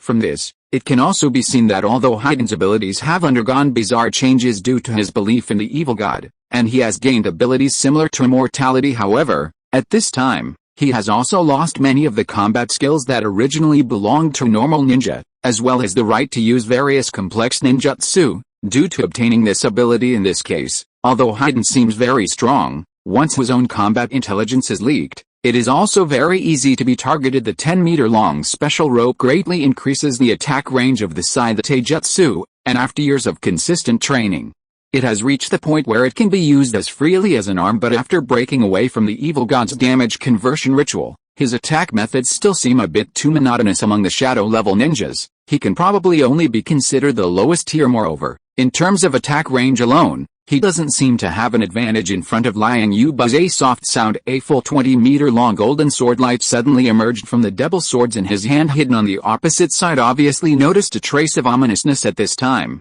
clenched the scythe in both hands, and his face began to become serious. It seems that Hiden should have seen the power of the sword light in advance, but before he could make sufficient preparations, Liang Yue had already taken the initiative to rush forward, and the golden light in his hand flashed. Ding! A crisp sound. The sword light retreated as soon as it touched the opponent's side, and a slender gap suddenly appeared on Hiden's weapon job, slash, wave, pick, stab, tease, point. The golden sword light was delivered dozens of times in just one breath. For a time, the light and shadow were mottled, and the splendor and variegation contained a strong killing intent. Liang Yue waved the double swords in his hand like this, and every move went towards the opponent's vitals. After only a few hard moves, Hidden on the opposite side was already overwhelmed, and he was cut several times in a row, wanting to retreat, but he couldn't find the opportunity at all in the process. Although he was trying his best to resist the sword light offensive, the scythe in his hand kept clanging under the intersection of brilliance, but he still couldn't completely block this sharp sword light, and he couldn't take care of the beginning and the end.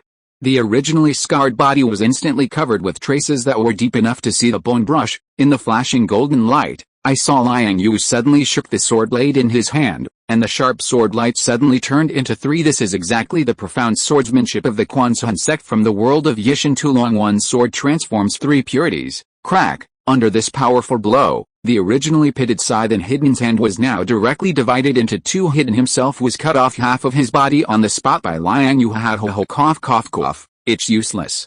I can't be killed. Boy, I admit that your strength is not bad, but it's far from enough to kill me. Wait, I will catch you with my own hands, and then sacrifice you to the evil god. Although he was already in a different place at this time, as a believer in transformation, Hidden was still very confident. Unfortunately, Liang Yue didn't believe this said at all. In his opinion, any so-called immortality must be limited.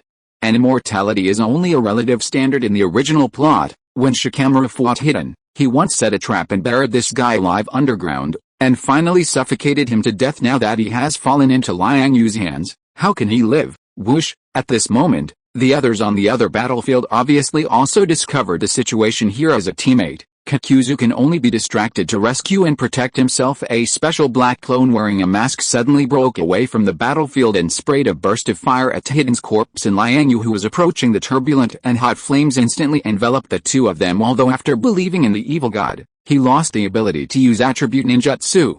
But correspondingly, Hidden's resistance to various attribute ninjutsu has been greatly improved. In addition, his own amazing recovery power. Therefore, even if he is burned by the flames, it still cannot cause much damage to Hidden. However, Kakuzu probably doesn't know that for Liang Yue, this level of flame also poses no threat. Brush. In an instant, a golden light suddenly flashed and disappeared in mid-air bearing the gushing fire pillar. He directly shattered Kakuzu's fire-breathing mask clone with one blow. Liang Yue, who is familiar with the plot, naturally knows that for Kakuzu, the value of this mask clone is far greater than that of a general clone. The immortal duo of the Akatsuki organization can, to a certain extent, achieve immortality, or even an alternative effect of immortality if Hidden gained his abilities because he believed in the evil god. Then Kakuzu took a different approach, using the means of taking other people's hearts to promote his own life extension. On each mask clone, there is a fresh heart that has been specially transformed. In addition to having the ability to independently perform ninjutsu, each of these hearts is probably equivalent to resurrection coin for Kakuzu. As long as the mask clone is still alive, Kakuzu is immortal. Of course, his immortality is actually even more unworthy of the name than Hidden's.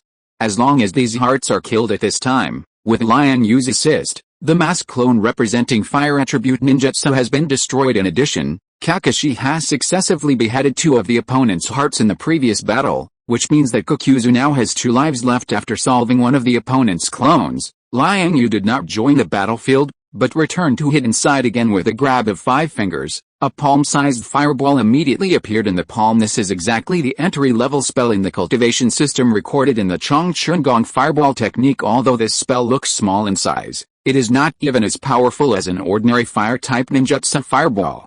But its power is not the same. As soon as this white-hot fireball appeared, the surrounding air immediately began to twist violently. This is the benefit of the cultivation school. As long as the quality of the spiritual power in the body continues to improve, even the lowest level Taoism can exert extraordinary power with a light throw. This fireball, which was probably only the size of an apple, drew a light parabola in the air and landed on Hidden's face. Zizia, accompanied by a burst of oil explosion-like sounds. Hidden's face was instantly burned into charcoal color, and the pungent smoke flew wantonly in just one breath.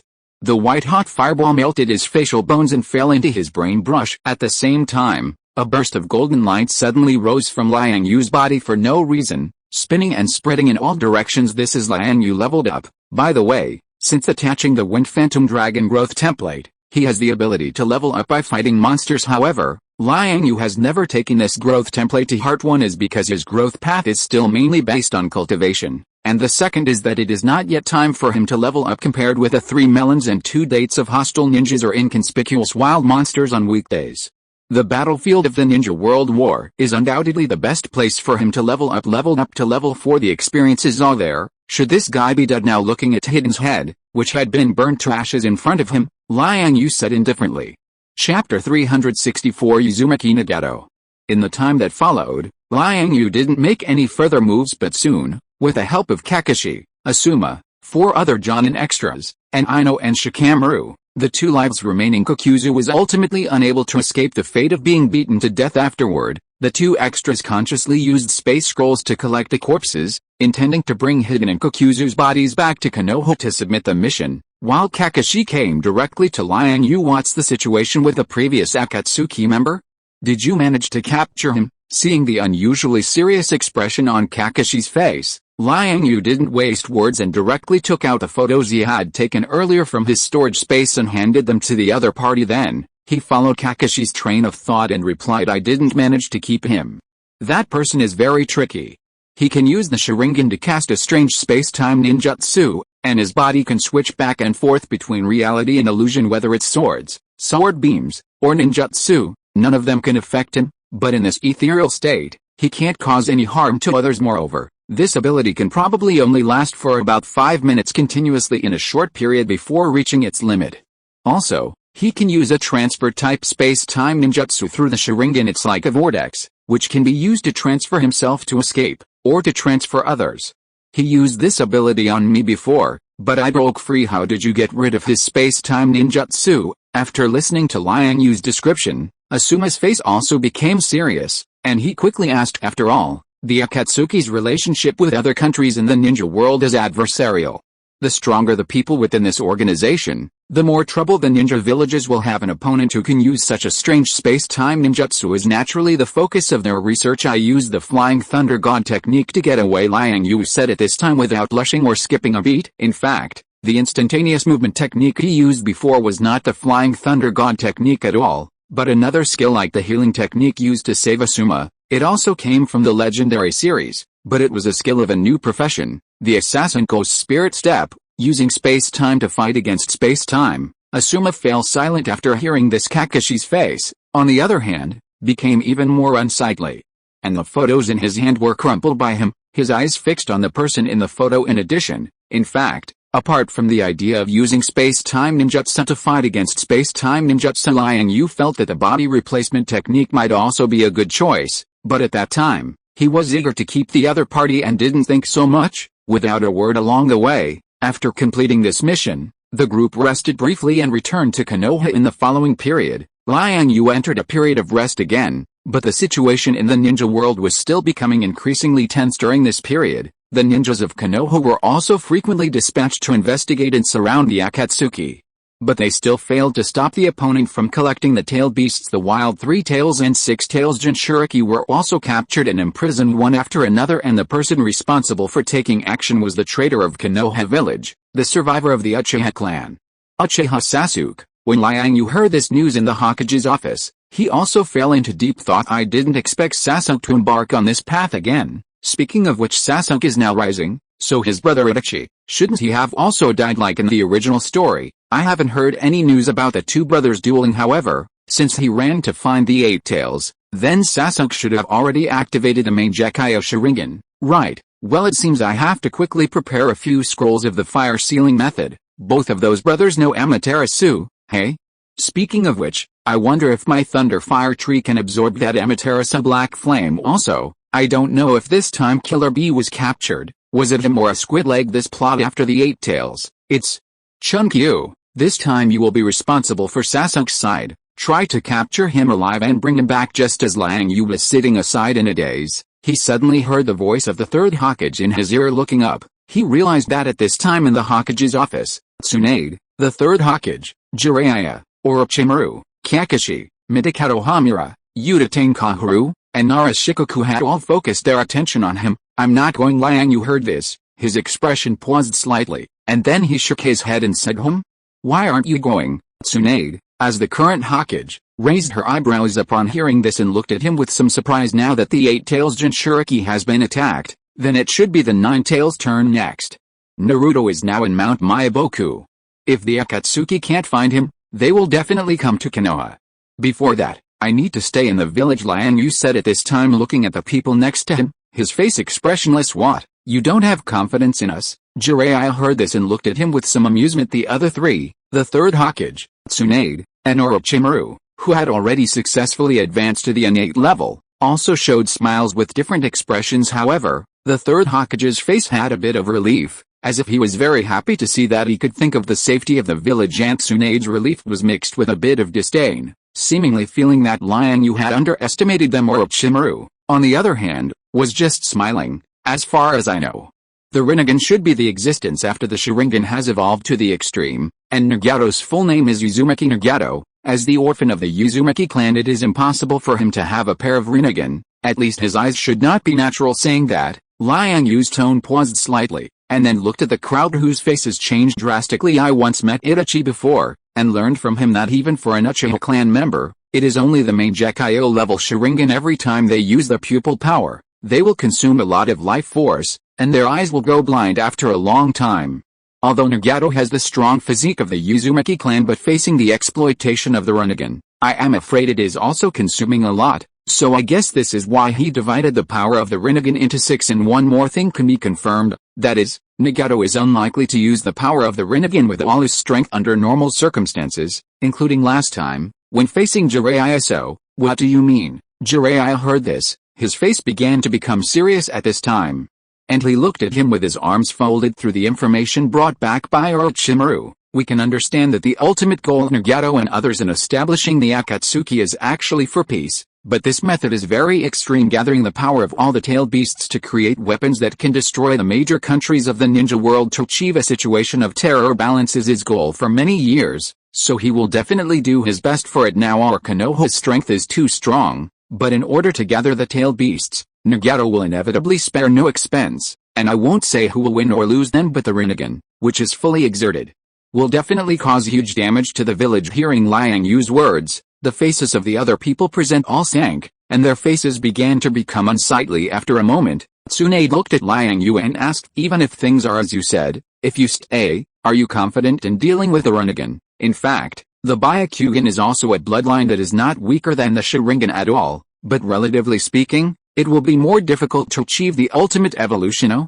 Could it be that you have already done it? Not completely, but consuming a lot of chakra can make the Byakugan enter a higher level in a short period of time. If you don't mind, can Lord Chunkyu use it to open my eyes? Orochimaru licked his lips subconsciously at this time, and a pair of snake pupils bloomed with a fine light. Liang Yue, if you are listening to this novel on a channel other than Fanfic World, it means it was downloaded and re-uploaded without effort.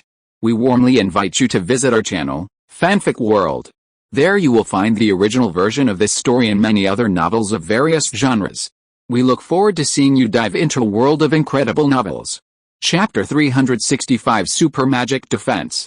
And so, in the time that followed, Liang Yue continued to wander idly around the village, while Orochimaru, who had a master-disciple relationship with Sasuke, was reassigned to search for him. Frankly speaking, after the Protect Konoha mission that occurred due to Orochimaru's attack, Liang Yue didn't really care about the village's safety anymore anyway. According to the original plot, no matter how many people died, they would be saved by Nagato's Ryan rebirth. The loss at that time would amount to little more than some houses and property. However, although he didn't care much about Konoha and the safety of those villagers, he didn't want to see the Hyuga family, the family that had raised him since he was a child, suffer in the upcoming crisis. After all, Liang Yue had been in this family for more than 6 years since his arrival. Although more than half of that time was spent cultivating ore in Shikatsu Forest, people still develop feelings after spending a long time together. Fortunately, Konoha village is not too big.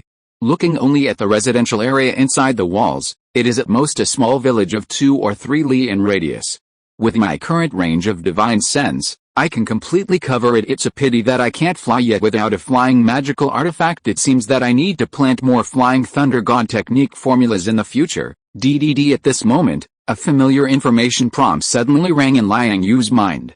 He opened the villager platform and saw that it was Nana sending him a video request. It had been more than 6 years since Liang Yue arrived in this Naruto world, and only 2/5 of the 15-year time limit for this training mission had just ended during this period. Senior Yeko, Teacher Shizuka, Siko, Zaya Azeo, and others, because they couldn't bear the passage of time, left the base world one after another after breaking through to the innate realm and returned to reality. Only Alvin, the elf princess, Rachel of the giant eagle clan, and Dilly Nana in front of him still chose to stay in the base world. If Alvin and Rachel were able to stay because of their special races and didn't care about the mere passage of a few years, then Nana in front of him was because she was originally young. When she became Liang Yue's villager from the previous Heaven Sword and Dragon Saber world, she was only a little over 8 years old now. More than 6 years have passed, and Dilly Nana has grown from a small dot to a slim and graceful young woman. With a bit of baby fat on her fair face, her appearance is even more like that of the female star from her previous life, definitely worthy of being called a beauty of the century. Nana, what's wrong, brother? Recently, little King Kong seems to be a little out of sorts. As she spoke, Dilly Nana bent down and hugged little King Kong, who was curled up in a ball. She wanted to point the little guy at the camera, but the little guy didn't seem to want to, and turned to the other side with a slow and reluctant movements. After several attempts, he just didn't want to give Liang Yue a straight look. What's wrong with it? Could it be that it ate something bad?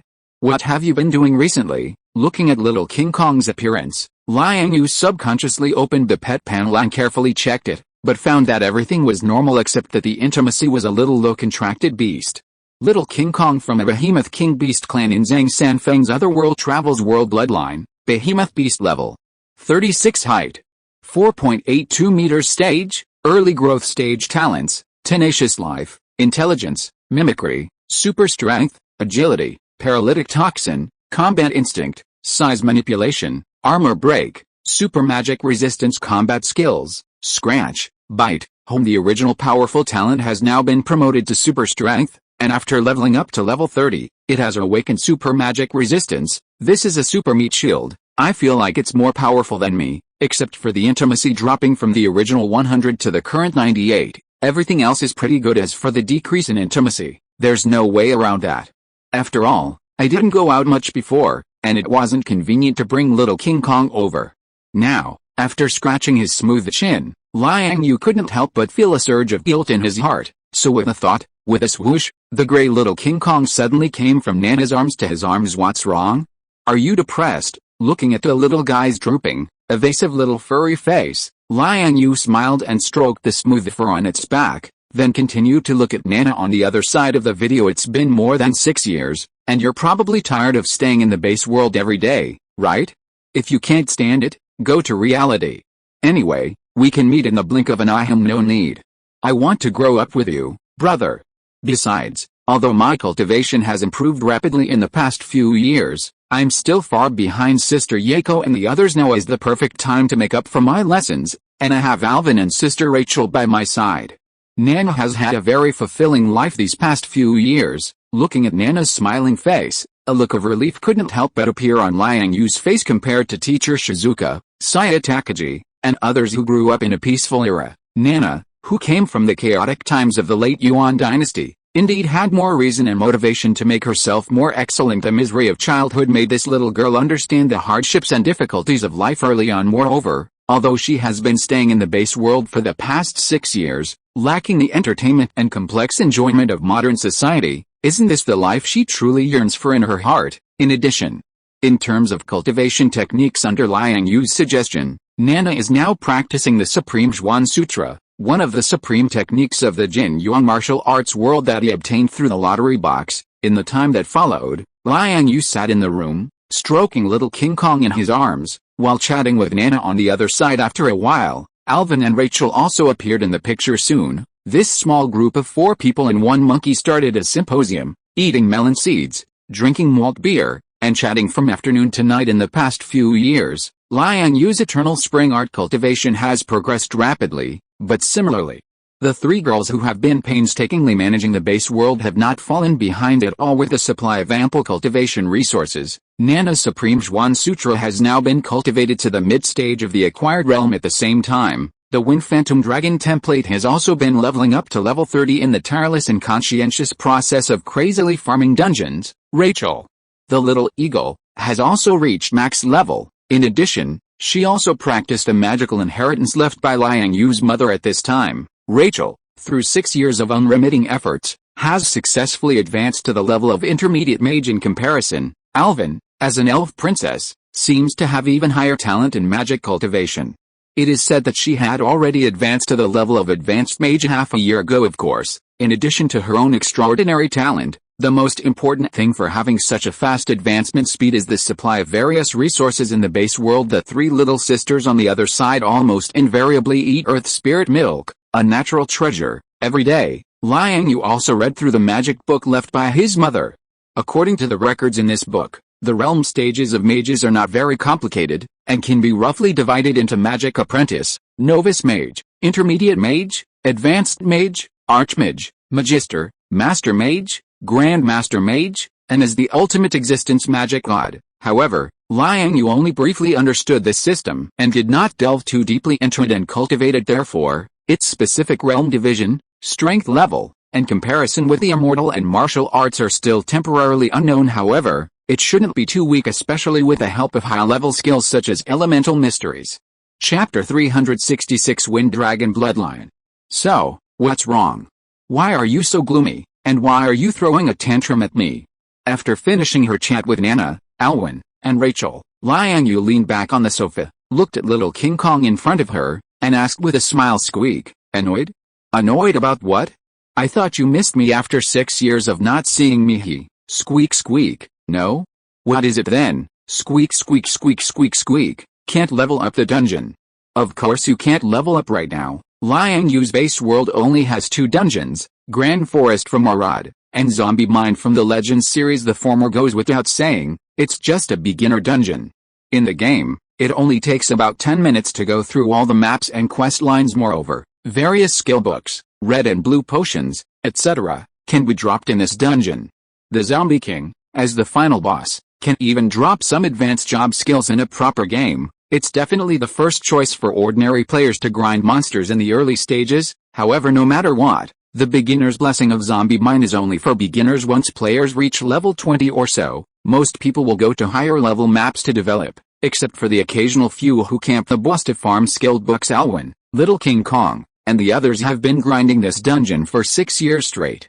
I have to say, that's definitely a kind of perseverance. As of now, for the few who are still sticking to the base world, the initial novelty of the Zombie Mine has long passed, and the skills that needed to be farmed have already been fully stocked. Just think, when little King Kong was with Liang Yue in the Heaven Sword and Dragon Saber world, he grew from a level 1 cub to over level 20 in just half a year. Now, in the base world, it's taken him more than 6 whole years to reach level 36. No wonder he's depressed. Alright, since you're tired of staying at home, then you can follow me for the next few years. The plot in this world is about to begin anyway, so let me see how much you've improved in these years, little guy, Liang Yue said, stroking the stiff fur on little King Kong's head. After 6 years of continuous grinding in the Zombie Mine, it's not just this little thing that has grown thanks to the emergence of the system's improved Wind Phantom Dragon upgrade template. Nana and Rachel are now completely different after leveling themselves up to level 30. In addition to the 10 free attribute points gained each level, the 4 choose 1 free attribute selection, and the all-round survival-oriented tech tree under the Don't Starve template with a continuous blessing of the Wind Phantom Dragon's bloodline. The 2 have also gained a lot of benefits, but other than gaining a passive ability called Eye of Truth. When they reached level 5, the 2 of them showed deviations in the awakening of their dragon instincts during the subsequent leveling process. The reason for this may be the problem of their respective races and their compatibility with the dragon bloodline. For example, Rachel, as a member of the Giant Eagle tribe, has an advantage in this regard. Basically, every 5 levels she gains, this little female eagle can obtain a kind of dragon instinct from the Wind Phantom Dragon template, from the Eye of Truth at level 5, to the Dragon Scale Guard at level 10, to the Armor-Piercing Dragon Clawhook at level 15, to the Wind Dragon Guard at level 20, and then to the Flame Dragon Breath at level 25. By the time she reached the maximum level of 30, Rachel even directly grew a pair of dragon claws, not the kind that grows out of the wings like a bat dragon, but a pair of arms and dragon claws that have grown out again on the chest in front of the wings. The current little female eagle has officially advanced into a little female dragon. When transformed into a dragon form, she will appear as a dragon eagle covered in blue-green scales except for the head, which still retains the shape of an eagle's beak. Even the tail, which was originally covered with feathers, has now turned into a thick dragon tail in terms of size. She has also grown from a wingspan of 10 meters to 25 or 6 meters. If she gets a chance to return to the Hobbit world,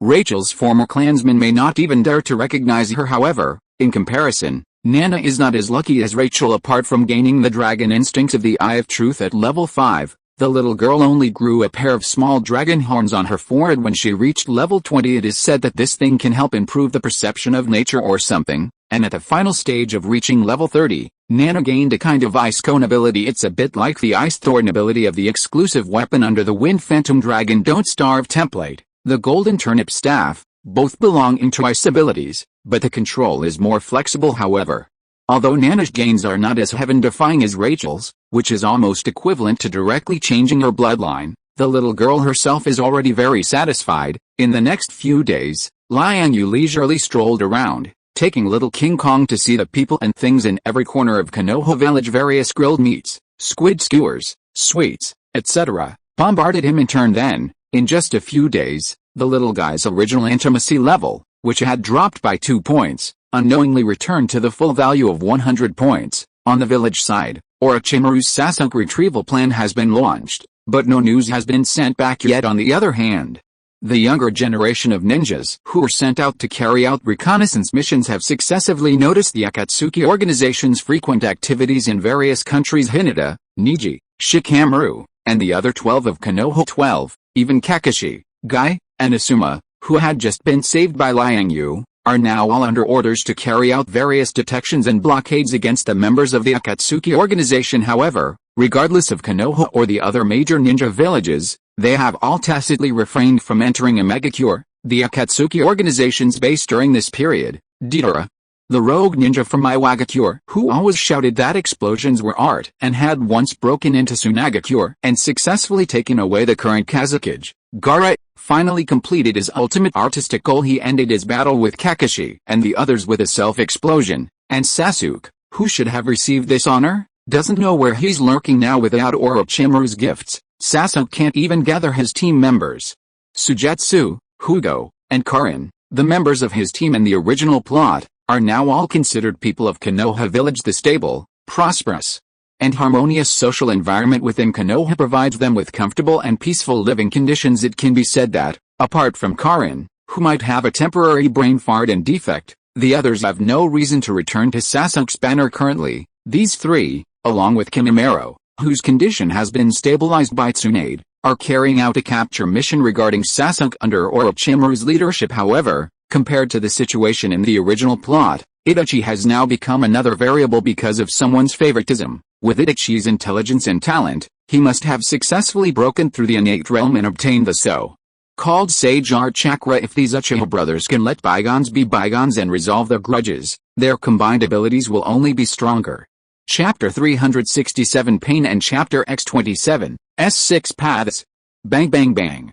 Boom. On this day, just as Liang Yue was leading Hinata, who had finally returned from a mission outside the village, carrying little King Kong on his shoulder, leisurely strolling through the commercial streets of Konoha, a sudden burst of explosions suddenly rang out, continuously coming from a certain direction in the village. Hearing the sound, Liang Yue's eyes flashed with a sharp light. Finally here, with a thought, his divine sense, which had been in a dormant state, instantly spread out in all directions, almost immediately locking onto several figures wearing the Akatsuki's red cloud uniforms. These were the same people he and Jiraiya had encountered in a megacure last time.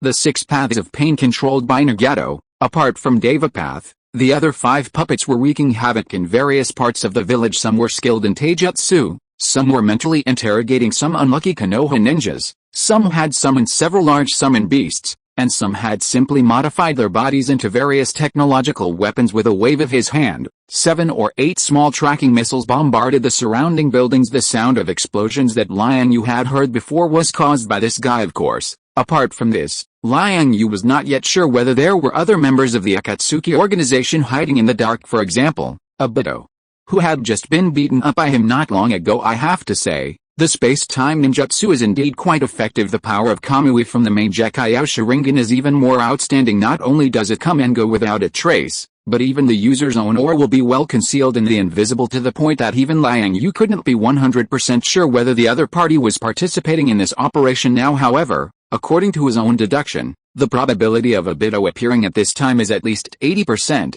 After all, collecting the power of the tailed beasts, synthesizing the 10 tails, and then launching the infinite Tsukuyomi to reshape an illusory Genjutsu world has always been his long-term goal of anger. Bido had personally experienced Liang Yue's strength before. If you add the few powerhouses in Konoha village who have cultivated the human race's Say-Dart, even the 6 paths of pain under the blessing of the Rinnegan would probably be difficult to match. Therefore, if you consider it solely from the perspective of planned measurement and strength comparison, in order to ensure the successful recovery of the 9 tails, a Bido will definitely show up at that time. Okay, Chunkyu, you be careful too. After instructing the little girl next to him, and putting little King Kong, who is already eager to try, into her arms, Liang Yue directly leaped up and rushed towards the nearest target to him. The reason why he didn't use the faster flying Thunder God technique to travel was because this target was too close to him. After only flipping over a block of houses, Liang Yue had already arrived above the opponent. If he remembered correctly, this 6 paths puppet should be human path. The other party's ability is to read the target's memory and extract the target's soul. It's very strange, and undoubtedly very important as a team. However, if judged solely from the perspective of combat power, this human path is almost the most useless of the 6 paths puppets in the original plot.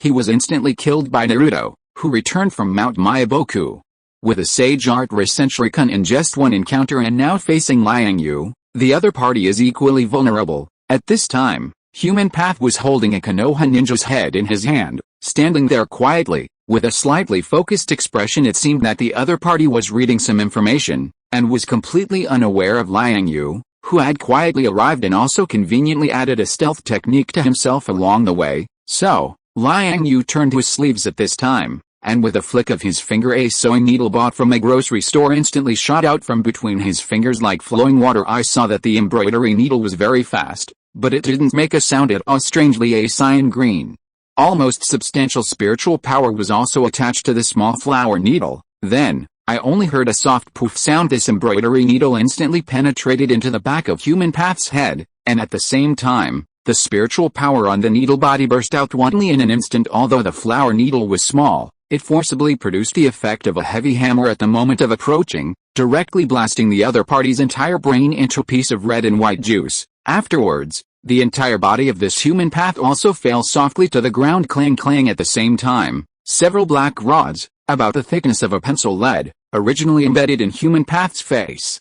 also fell down one after another in the explosion. Seeing this, Liang Yue immediately leaned down, and the traction technique was quietly used, and he put these small sticks into the storage space with a flip of his hand. In the original plot, Naruto used this black rod as a medium through self-insertion to sense and track Nagato and Konan's location hidden in the suburbs. Are you okay? The Konoha ninja, whose memory was being read by Human Path in front of him, was an unknown extra, and at this time he had a look of the rest of his life, with a bit of pain in his eyes. I'm fine. Thank you for your rescue, Lord Chunkyu. It's good that you're okay. After exchanging a few words, Liang Yue continued to scan the situation in Konoha village with his divine sense, and then teleported to the Hokage building with a flying thunder god technique similar to the development in the original plot. Deva Path Pain was standing there with a cold face at this moment. His expressionless face was like that of a Chunibyo teenager, confronting Tsunade, the third Hokage, and others, babbling some particularly twisted truths. That scene was especially like a certain syndrome patient.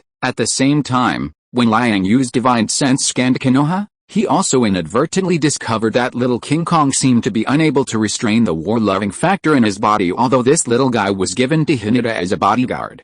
Animal Path and the 6 paths of pain happened to be concentrated in the area near the Hyuga clan, so this just suited little King Kong's wishes. Those split dogs, giant lobsters, strange birds, fighting bulls, giant rhinos, giant centipedes, and other summoned beasts summoned by Animal Path were simply unable to resist the face of a serious behemoth war beast roar. Once the talent of size manipulation was used, little King Kong instantly expanded into a ferocious behemoth of about 15 meters with a stomp of 2 thick and strong legs. The strong force instantly shattered the street surface under his feet, and little King Kong burst out suddenly, turning into a gray lightning bolt, accompanied by a whistling gale facing those centipedes, canines, fighting bulls, etc. Two exceptionally sharp dark gold long claws instantly danced into a ball of phantoms in just a few encounters. They were directly beaten to the ground with serious injuries, losing their ability to fight again. Even the animal path body, which was hiding on the side with the ability of a large chameleon summoned beast, was soon locked and killed on the spot under the keen perception of the behemoth war beast. The only one who was spared was the strange bird flying in the sky the moment animal path was shattered by little King Kong's claws.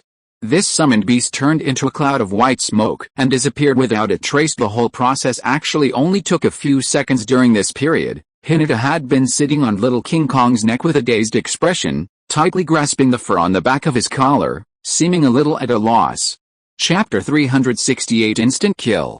Compared to little King Kong's approach of unleashing instant kills at the slightest disagreement, Liang Yue's situation was actually quite similar. After using Flying Thunder God technique to arrive at the top of the Hawkage building, he, familiar with the plot, directly brandished two short swords, activated the dual blade sword aura, and flew towards the Deva path of pain not far away. Swish, with a flash of his figure, the golden light in his hand instantly approached within 2 meters of the opponent, seemingly about to pierce his head. However, Yohiko, or rather Nagato, who was hiding in some corner controlling the Deva Path puppet, seemed to have been prepared for his arrival. Faced with Liang Yue's two 20-meter-long golden sword auras, his eyes still remained unusually calm. Chunkyu, be careful. Just then, the third Hawkage, who had been confronting pain from the side, suddenly issued a warning to him, his tone tinged with urgency. The next moment, a bright blue light suddenly rose, swift and fierce as if without any warning, carrying a strong momentum. It burst forth from the corner of a roof more than 100 meters away from the Hawkage building. In the blink of an eye, it crossed the short distance in between, striking directly at Liang Yue in midair. This is a laser cannon? Azure path. As this thought arose in his mind, Liang Yue blinked, and in the instant before the laser was about to hide him, his figure instantly disappeared from the spot. The bright light, as thick as a wrist, passed by in an instant, piercing through most of Konoha's sky in an instant. The fleeting heat was extremely alarming, leaving a strong burning sensation in the air. Swish. After a moment of blurred vision, Liang Yue's figure then reappeared on the roof of the Hawkage building, in the same spot as before. This time, you shouldn't have time to recharge the laser, right? Speaking of which, I remember that this kind of laser cannon seems to need time to charge? But if that's the case, I didn't notice any signs of it before, so someone must have had the Azure Path prepare the cover in advance. Obito, space-time ninjutsu, truly worthy of being called Kamui. Amidst his rambling thoughts, Liang Yue's movements were not slow at all. The moment he landed, he tapped the ground with his foot, and his entire person shot out again. The two short swords in his hand vibrated slightly, and the 20-meter-long golden sword aura instantly took shape, launching a double dragons ascending to the sea towards the still expressionless Yohiko Shinra Tensei. Just as the sword aura was about to approach the opponent's forehead, Yohiko's originally plain eyes suddenly widened. A violent airflow suddenly arose from thin air, centered on Yohiko's body, like a rapidly rotating sphere of air, carrying a strong repulsive force, spreading out in all directions. The originally straight sword aura in Liang Yue's hand actually twisted upon contact with this rotating airflow. Sage art. Earth-style wall. The surface of this stone wall was unusually smooth, and the internal structure was like a bowl, seemingly unremarkable, but extremely in line with aerodynamic structure. It seemed that since learning about the 6 paths of pain, the third Hawkage had spent a lot of time thinking about countermeasures. Crack. In the blink of an eye, this bowl came into contact with the powerful repulsive force of Shinra Tensei. In just one exchange, the third Hawkage's sage art undoubtedly fell into disadvantage. Cracks appeared on the surface of the earth-style wall, but fortunately, the bowl did not immediately shatter and collapse. A large amount of repulsive gale swept away the fragmented rocks and soil, rushing towards the sky along the mouth of the bowl, scraping out a harsh whistling sound in the air. During this process, the third Hawkage had been maintaining a half-kneeling posture, with his palms placed on the ground, trying his best to maintain a chakra output to the earth-style wall. Although the little old man's face was a little flushed, he did manage to hold on at this moment. In fact, when he broke through the Xiantian realm, the original chakra in his body, after combining with natural energy, the high-quality sage technique chakra could naturally greatly increase the power of ninjutsu. This can be seen from Naruto's sage mode in the original plot. However, when facing the existence of the Rinnegan like this, I can't hold on anymore. Crack. Along with the third Hawkage's loud reminder, after maintaining it for just over 2 seconds, cracks suddenly appeared on the surface of the bowl in front of him, and quickly spread to the surroundings. Seeing this, Liang Yue quickly stomped his foot, and a large amount of spiritual power was injected into the ground. Then, in an instant, a layer of verdant wood quickly rose from the ground outside the bowl, directly wrapping the bowl in front of him. Immediately afterwards, countless vines rose from the ground, like flying green snakes, intertwined and bound, covering it. In this way, under the joint response of Liang Yue and the third Hokage, an ordinary mode of Shinra Tensei was actually blocked. The whole process lasted about 5 or 6 seconds, and Tsunade, who was not good at ninjutsu, had been watching from the sideline. Swish. The next moment, after the power of Shinra Tensei dissipated, under Liang Yue's control, hundreds of vines on the outside of the bowl suddenly danced together, turning into wooden spears. They stabbed fiercely into the bowl. Pucci, the Deva Path of Pain, which was trapped in the bowl, was instantly beaten into a pile of fragments. Boom. At the same time, a sudden explosion suddenly rang out from a place 100 meters away. That direction was exactly where the Azure Path had fired the laser at Liang Yue earlier. Immediately afterwards, within the smoke and dust of the explosion, a large piece of white hair suddenly broke through the dust and pierced through a figure wearing an Akatsuki uniform. Limbs, torso, head, and other vital parts of the human body were all pierced through. It seems that Jiraiya has already solved it. Seeing this scene, the third Hokage wiped the sweat from his forehead, and a smile suddenly appeared on the corner of his mouth now that the most troublesome Deva Path of Pain has also been eliminated. It seems that Akatsuki's invasion should not be a big problem, Tsunade said at this time, hugging her arms on the side. After staring at Jiraiya's side a few times, her gaze began to look around at the remaining chaotic places. The one Jiraiya solved should be the Azure Path. Before coming here, I just killed the human path. The animal path has also been taken down. There are still the Hell Path and the Hungry Ghost Path left. The Hungry Ghost Path is easy to deal with. It can absorb ninjutsu and chakra, so solve it with taijutsu. Therefore, the top priority is to find the Hell Path as soon as possible. He has the ability to revive the other 5 paths. In addition, there is Nagato hiding in the dark controlling the 6 paths of pain, and Kaka Swish. Just as Liang Yue was analyzing everything in a clear and logical manner, a slight sound suddenly came from not far away. The source of the sound was actually within the now broken double-layered bowl of wood and stone. Hearing the sound, Liang Yue's eyebrows suddenly lifted. He quickly jumped up to check, but after scanning his gaze, he found that the Deva Path of Pain, which had been shattered into pieces by his wooden spears, had disappeared, not even a bit of residue left. The third Hokage and Tsunade also followed closely, looking at the situation inside the bowl. Their expressions changed at the same time. Not good. It seems you were right, go find someone. Chapter 369. Need it here, need it there. Actually, without Tsunade's instructions, the moment Liang Yue discovered that Chihiko's corpse was missing, he had already deployed his divine sense again, and in the blink of an eye, he locked onto the other party's location. Looks like you've made up your mind to destroy Konoha after being resurrected. The 6 paths of pain were not far from the location of the Hokage building, roughly in the center of Konoha village. Without a doubt, this was a sign that Nagato, who had been hiding in the dark, was about to go all out. The masked man, Obito, whom he hadn't seen for many days, suddenly appeared. His entire figure slowly emerged from the void vortex. Then he bent down and took the other 5 paths into the Kamui space. After that, he didn't stay any longer, and in a twist, he disappeared again decisively. Seeing this, Liang Yue naturally understood the reason and didn't dare to delay. With a flick of his sleeve, 2 specially made kunai engraved with the Sage Flying Thunder God seal appeared in his hand. Taking half a step, he gestured at Chihiko, who was rising into the air, and then threw the kunai fiercely. Whoosh! Immediately afterwards, Liang Yue spun around in place, took out the second kunai again, and threw it out smoothly. But in terms of direction, this time it was fatally towards the bottom of the Deva Path Pain. However, at this moment, something unexpected happened. Facing the kunai thrown by Liang Yue, Chihiko, who was in midair, seemed completely unaware. With a poof sound, he allowed the sharp blade to deeply penetrate his chest, his expression never changing, and he continued to rise into the air with the kunai. Then, he slowly opened and closed his thin lips, stretching out his hands as if embracing the world. That guy seems very wrong. What is he going to do? The third Hokage and Tsunade were both confused at this time, and almost at the same time, they stretched out their palms. After a surge of chakra within their bodies, a triangular cone about the size of an apple, rotating at high speed, suddenly appeared in their palms. This was the technique that Liang Yue had taught Naruto back then. Improved spirit arrow technique. And relying on his superhuman hearing, Liang Yue could faintly hear the other parties muttering.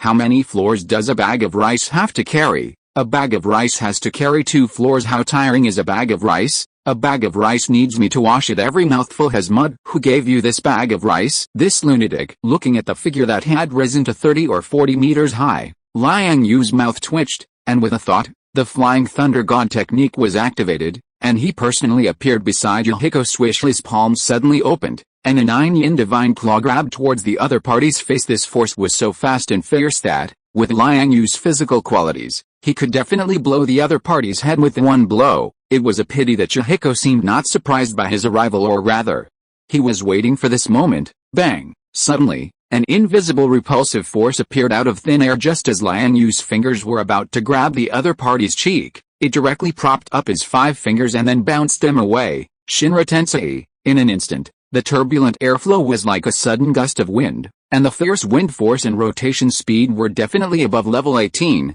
Even with Liang Yue's powerful physical fitness, he couldn't compete with it at that time. Liang Yue was like being hit by a truck loaded with goods and speeding at 200 miles, and he was thrown away at high speed. The repulsive force was obviously much greater than when he was on the Hokage building before. Fortunately, he had anticipated this collision and had prepared for it in advance. The complete version of Shinra Tensei. At the moment of being bounced away, Liang Yue's mind raced, and then he launched a second action without hesitation. With a thought, his whole person disappeared from the original falling state in an instant, and then squatted on the ground below Yahiko. Bang! Along with the dust that suddenly rose up, and several cracks that spread rapidly like centipedes, Liang Yue's mouth twitched at this time. Looking at the powerful repulsive force that was rapidly falling from above, revealing a mouthful of white teeth at his feet, it was the kunai he had thrown out the second time at the same time. At the moment when this guy landed, Liang Yue's originally calm tension instantly boiled. A large amount of spiritual power surged, rose, and rushed towards his own Byakugan. At this moment, his Byakugan was like a pair of high-speed converters, and a large amount of spiritual power produced some subtle changes through the blessing and conversion of the eyeballs. The surging special spiritual power poured out in an instant, like a dancing cyan flame, attached to the surface of Liang Yue's body, putting on a white robe for him, making his whole person look radiant and divine, and the Byakugan itself seemed to have been sublimated because it had reached a certain condition. The original lavender pupils turned into dazzling bright blue like crystal white in an instant. In an instant, a strange force suddenly surged into Liang Yue's body, as if it was born out of thin air, but it could be naturally mastered by him. Looking up, staring straight ahead, facing the powerful repulsive force that was heading from above, Liang Yue stretched out his hands calmly. At this time, Jinrin Tensei Ibaku. In an instant, along with Liang Yue's will, a pair of invisible big hands seemed to be born in the sky. The force was gentle and soft, wrapped in a wonderful strange force chi. At the moment of contact with a powerful repulsive force, the big hand turned into a thick diaphragm, seemingly silent, but containing powerful power. It steadily took the repulsive force in midair, making each other enter a stalemate stage, and Liang Yue's pair of hands wrapped in science spiritual power were now like kneading dough, opening and closing slightly. Kneading the originally surging repulsive force on the opposite side of the diaphragm also underwent a strange transformation under this seemingly casual operation. The airflow that should have spread strongly in all directions changed direction in an instant and deviate, rise, gradually. A turbulent tornado began to appear in the middle of these two forces. The wind was turbulent, constantly spreading towards the sky. This is one of the abilities that Liang Yue obtained when he forcibly urged the Byakugan to sublimate into Tensigan with a massive spiritual power in his body, the so-called Bancho Tenon, Shinra Tensei, Jinrin Tensei Ibaku, Kinrin Tensei Ibaku. To put it bluntly, it is a kind of innate ability used to control gravity and repulsive force originating from the depths of the bloodline. In fact, the genuine Jinrin Tensei Ibaku needs to use the magical substance of Gudarama.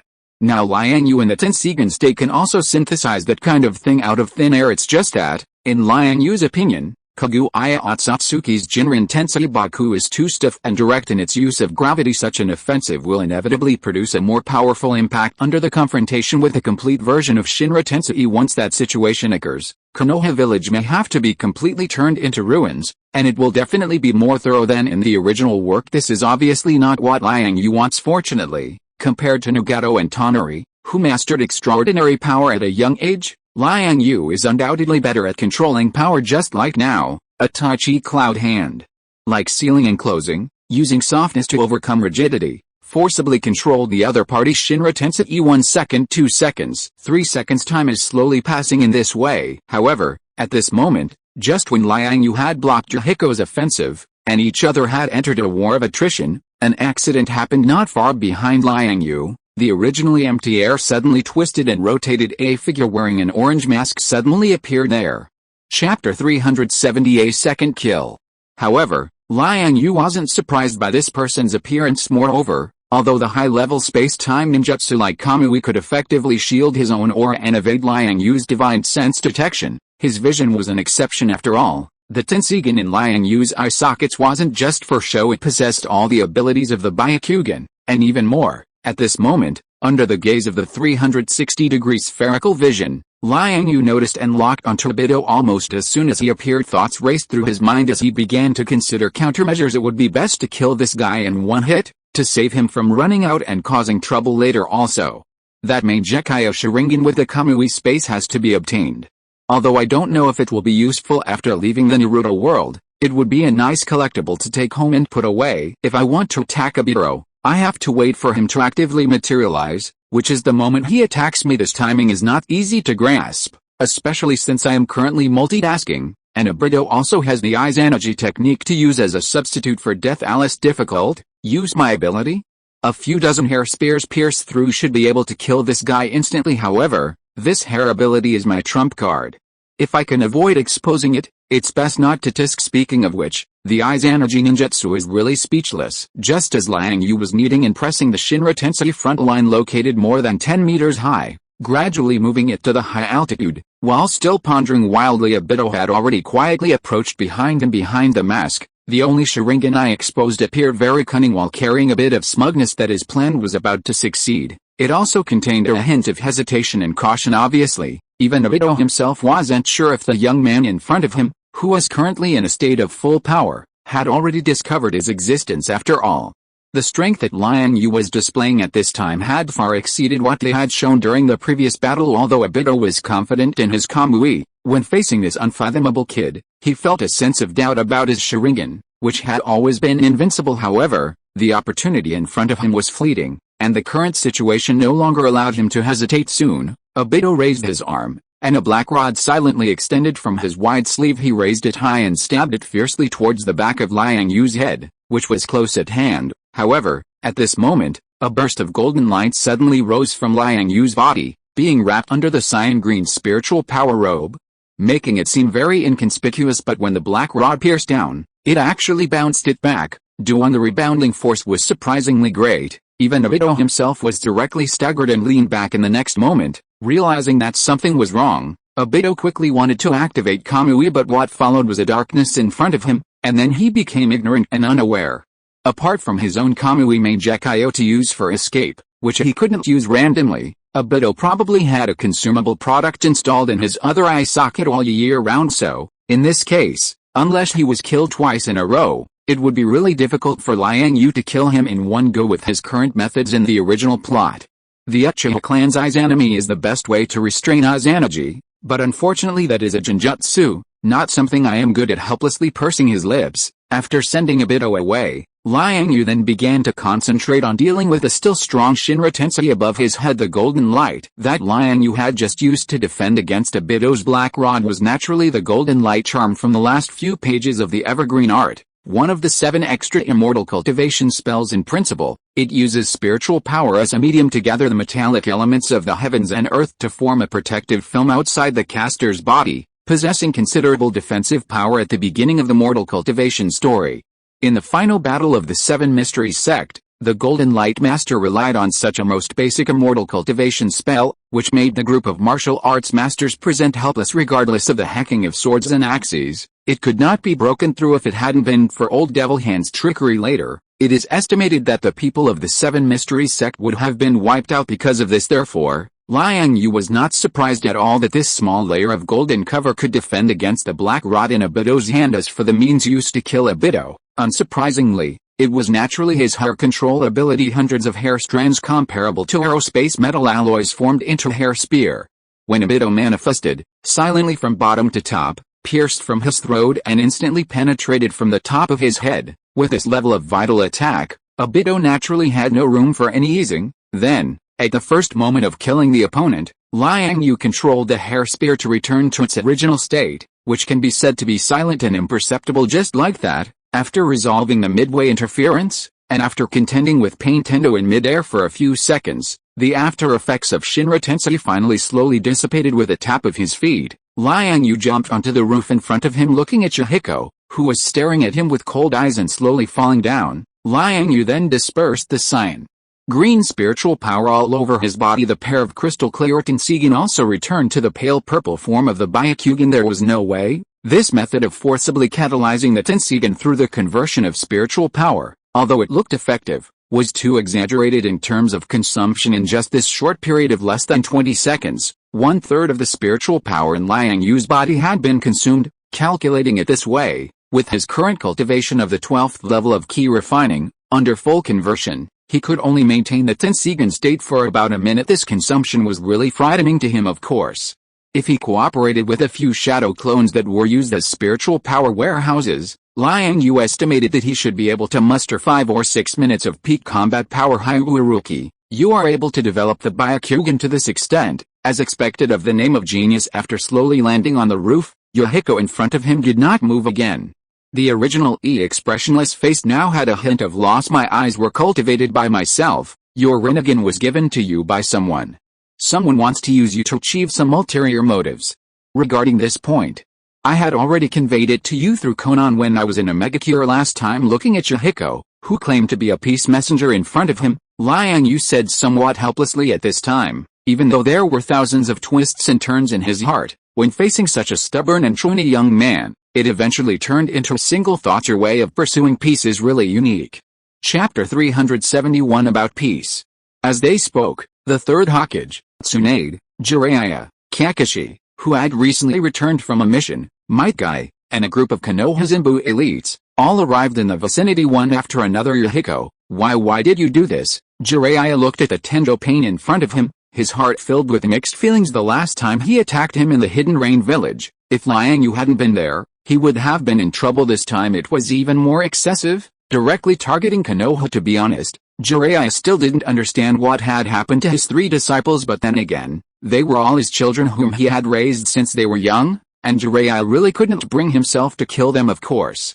Compared to his complicated emotions at this time, the others didn't have so much emotional entanglement with this enemy who dared to blatantly run into Konoha to cause destruction. They took out their weapons, ready to deliver a fatal blow to the opponent at any time. At this time, facing the heavy encirclement, Yahiko still seemed very calm. Perhaps in his heart, he didn't take the surrounding crowd seriously. What is your opinion on peace? Although he had tried to persuade him several times, Liang Yue was still not very clear at this time how much Nagato in front of him could listen to anyway. After hearing his words, Tendo Pain at this time had once again returned to his original ice cold face. It seemed that Liang Yue's persuasion had failed. Speaking of Nagato Uzumaki, this person is actually very complicated. In addition to possessing the body of a sage, the Uzumaki bloodline, and having the Rinnegan, this super cheat device, transplanted into him since he was a child, but his life was miserable as far as Liang Yue himself is concerned. He really has a little difficulty in defining the other party's identity,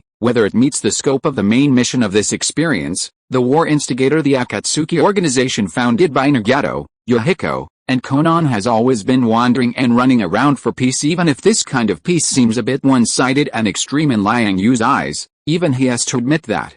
Purely from the perspective of purpose and root collecting tailed beasts, integrating the power of all tailed beasts, in order to create a powerful weapon that can destroy the world, and then distribute it to major countries in order to achieve a certain terrifying balance. This path seems crazy, but in Liang Yue's modern concept, it does have a little bit of rationality, and what Nagato has been doing has indeed been to pursue this kind of peace.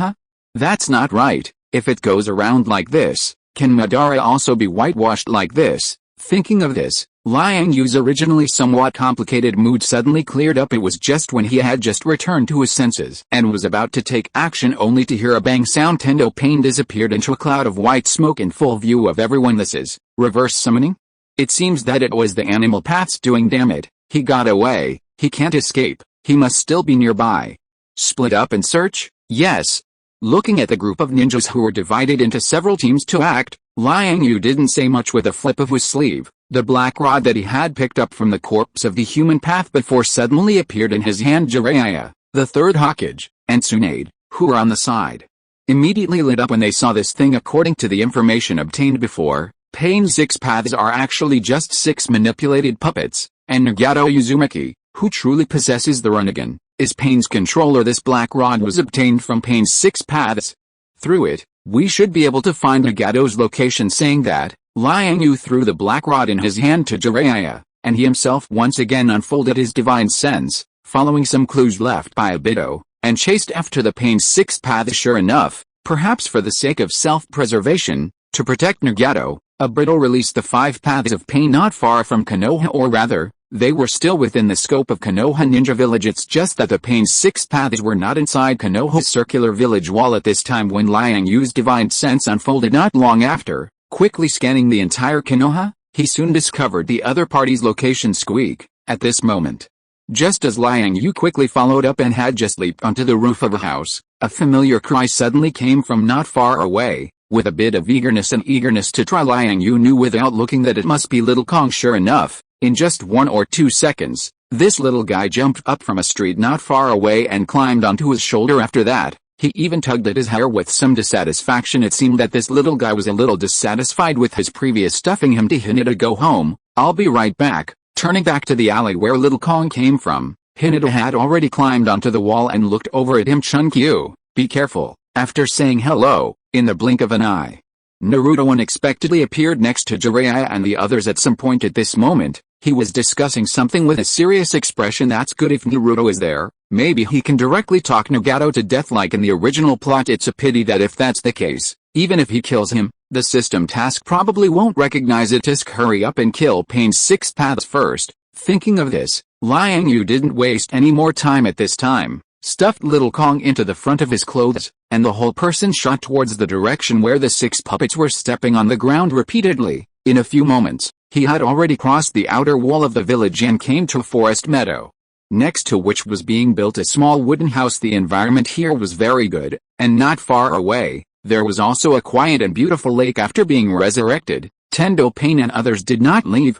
but seemed to be waiting for him here. Of course, according to Liang Yue's own speculation, waiting for him was fake. Waiting for Naruto might be real. After all, the purpose of Nagato and others coming to Konoha this time, in addition to destroying Konoha, in order to give the world a wake-up call, deterrence, and pain, the main thing was to collect the power of the tailed beasts. But Obito seemed very cautious. As soon as Liang Yue showed up, the other party directly activated Kamui and slipped away. If you are listening to this novel on a channel other than Fanfic World, it means it was downloaded and re-uploaded without effort. We warmly invite you to visit our channel, Fanfic World. There you will find the original version of this story and many other novels of various genres. We look forward to seeing you dive into a world of incredible novels. Chapter 372, Gravity. However, in Liang Yue's opinion, the reason why Obito ran away so decisively was not only because his Sharingan, as a consumable item, was temporarily unavailable, depriving him of a means to protect himself. Most likely, the thing he wants to do most right now is to retrieve the Rinnegan from Nagato as soon as possible. Just like in the original plot, even if Conan secretly hid them, he would dig to the bottom and use ruthless methods to achieve his goal, retrieving those eyes, because this is related to his long-term plans. After all, Obito is also a man with a story deep down in his heart. He has always had such a small, pure wish to protect Tusk. A cold light flashed.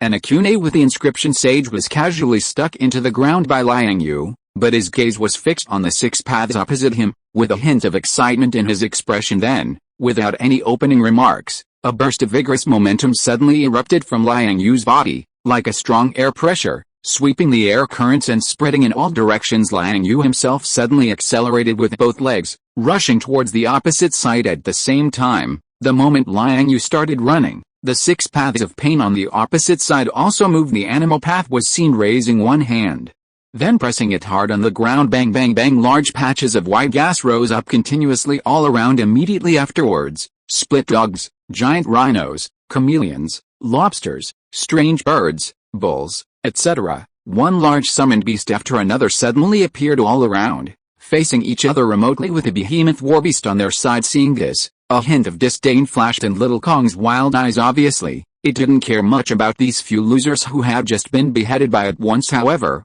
Just because it didn't care, didn't mean that the group on the opposite side was willing to submit. Moo, accompanied by a muffled roar of a bull, a giant bull-summoning beast, snorted fiercely. Its bull eyes were bloodshot, and with a pair of crescent-shaped horns, it strode towards little Kong behind it. The unicorn rhino, strange bird, giant centipede, etc. followed closely for a time. The earth made a violent sound like a rumbling war drum. A red lobster, at this time, took the lead in using water release, spraying a large piece of strange foam at Liang Yue and little Kong. Seeing this, little Kong grinned, revealing a mouthful of fangs, and a fierce look flashed in its monkey eyes. With a stomp of its thick hind legs, it instantly shot towards these summoned beasts. Immediately afterwards, Liang Yue and the six paths collided together. That's right, it was a collision, bang, in an instant, accompanied by a collision sound that wasn't too intense. The azure path of the six paths of pain, who took the lead and rushed out of the team to meet Liang Yue, was hit by a subtle shake from Liang Yue and turned into a pile of parts, scattered all over the ground. Throughout the entire battle, the azure path, known as a mechanical cyborg, had only just managed to deform its arm, and hadn't even had time to launch a missile. Immediately afterwards, a fat man flew up and blocked Liang Yue, his big hand stretched out in front of his chest, with a look of concentration and confrontation. This is the Prata path of the six paths. His ability is to absorb ninjutsu and devour chakra for his own use. Therefore, the best way to deal with him is naturally with pure taijutsu. In the original plot, Naruto took a different approach, using the characteristics of Mount Myaboku's Toad Sage Chakra. When fighting against him, he used the wrong ratio of natural energy, directly turning the Prata path, who was absorbing the sage energy in his body, into a stone statue. However, in Liang Yue's opinion, there was no need for such trouble at all. While running at high speed, he simply spread his hand slightly, and two thick short swords suddenly appeared in his palms. Immediately, at the moment of approaching, he slammed his swords like a gate. Swish! His hands suddenly closed, and two snow-bright sword lights flashed in the air. Like a pair of closing scissors, puchy, they directly cut off the fat man's arms. Immediately afterwards, the two swords suddenly separated outwards. Swish! A huge head suddenly flew into the air, spinning. Stepping on the corpse of the Prata path, Liang Yue continued forward. His arm swayed, and his figure was like a flood dragon quickly shuttling across the earth. He was very fast, his movements erratic, and in just half a breath, he came to the front of the remaining six puppet bodies. At this time, the human path took the initiative to stand out and come to meet the enemy. However, Liang Yue's gaze was not on him at all at this time. He glanced at little Kong, who had already broken off the bull's horns, and then stared at the Deva path Pain, who was guarded in the middle of the remaining six paths. His mind raced, and while running, he was constantly calculating his attack range. Just then, a gust of wind suddenly wrinkled in the forest, interspersed with the roar of the murderer. Now is the time. Seeing the human path opposite him rushing towards him with both hands behind him, at the moment of the imminent handover, Liang Yue suddenly turned his wrist, and at the same time, the originally fast advancing figure instantly disappeared in the blink of an eye. He appeared 7 or 8 meters behind the human path at the same time as appearing. Liang Yue's twin swords suddenly separated, one in front and one behind. The sword tips pointed straight at the Deva path Pain in front and the human path behind. Buzz! In an instant, golden sword light flew out from the twin swords. Puchy! The latter attack pierced through the back of the human path's head, and the other sword, aimed at the Deva path, crossed more than 10 meters in an instant and stabbed into his forehead. Almighty push! However, the six paths, who possessed the Rinnegan, and Nagato, who controlled them from behind, were naturally not so easily destroyed. Accompanied by a loud low roar, a surge of majestic repulsive force suddenly arose out of thin air from in front of the Deva path Pain. It burst out fiercely in the direction of Liang Yue. In that instant, a large amount of smoke and dust swept up the soil. Dust, sand and gravel came headlong. Even the golden sword light protruding from Liang Yue's blade was distorted by this force. However, Liang Yue himself was not surprised by this, because according to his personal experience, the so-called almighty push, universal pull, planetary devastation, and other powerful ninjutsu, in the final analysis, are a form of control over the ability of gravity by a powerful ninja individual. And for the definition of gravity, Liang Yue, who came from modern society and had exceptionally excellent academic performance, was of course no stranger. The four basic forces of the universe: the strong nuclear force, the weak nuclear force, the electromagnetic force, and gravity. Gravity is at the bottom of the list, but in terms of efficacy, it is really not to be underestimated. Generally speaking,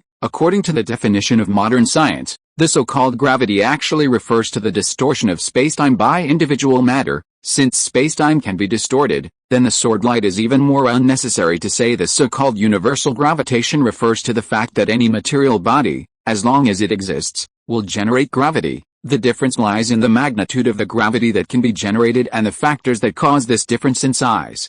Generally speaking, depend on the size of the object. However, some organisms can break this limitation through mysterious factors in their bloodlines and generate powerful gravity, such as Nagato, who controls the six paths puppets in front of him, the Uchiha who evolved the Rinnegan, and also the origin of the Byakugan bloodline that Liang Yue possesses, the Otsutsuki clan. Generally speaking, gravity is uncontrollable, but once it is used, the effect produced is naturally quite amazing, whether it is using gravity for traction, repulsion, or fixed point compression, etc. It can achieve a certain absolute form of effect to a certain extent. Simply put, everything has gravity, so conversely, gravity can control everything.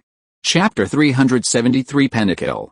Shinra Tensei, watching the powerful repulsive force surge towards him in the blink of an eye, Liang Yue didn't hesitate. With a thud, his entire being vanished from the spot. The next moment, he appeared beside the immortal kunai he had previously thrown on the ground. Then, he slightly spread his 10 fingers, and 2 more immortal kunai appeared in his hands. Facing the surging wave of earth and rocks rapidly approaching like 10,000 horses galloping, he pointed forward without changing his expression. Whoosh, a kunai shot out instantly, incredibly fast. Before the front line of the repulsive force's impact arrived, it had already crossed the apex, flowing forward and upward in a fan shape. Immediately afterward, under the influence of a strange force, the kunai drew an arc in the air, like rippling water, its forward direction suddenly becoming erratic. Swish! The next moment, Liang Yue activated the Flying Thunder God technique again, his figure chasing after the deflected kunai, similarly crossing the apex of the repulsive force and arriving in mid-air. He twisted his body like a leaping fish in the air, and with a flick of his wrist, another immortal kunai shot out. This kunai flashed like a cold gleam, its seemingly random throw landing in a very subtle spot. Swish! In an instant, Liang Yue's figure flashed again, and in the blink of an eye, he arrived above the head of the Azure Path, who had been hiding at the rear of the group.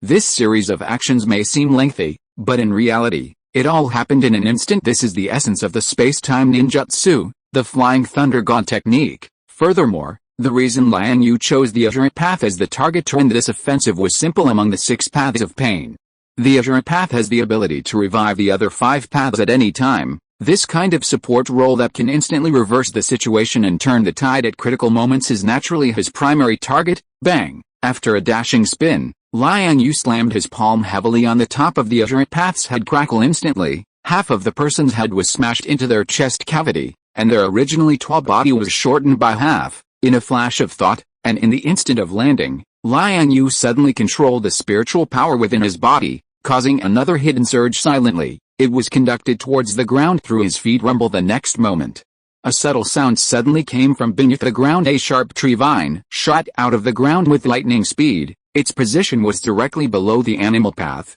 who was currently manipulating several large summoned beasts to fight fiercely with Xiaojinggang. This guy was standing on the back of a giant chameleon, hiding in the distance with a chameleon's camouflage talent. Unfortunately, his camouflage ability was almost non-existent under the Byakugan's vision. The place where the tree vine extended out of the ground was directly below the chameleon's soft belly. A soft sound was heard. The next moment, the sharp wooden spear pierced through the chameleon's skin almost without resistance, then pierced through the entire body together with the animal path on its back. They were both made into candied haws. In a flash, after Liang Yue finished all this, the Deva Path Pain had just returned to his senses, realizing that something was wrong, and stopped the release of Shinra Tensei. Then, he slowly turned around and looked at Liang Yue.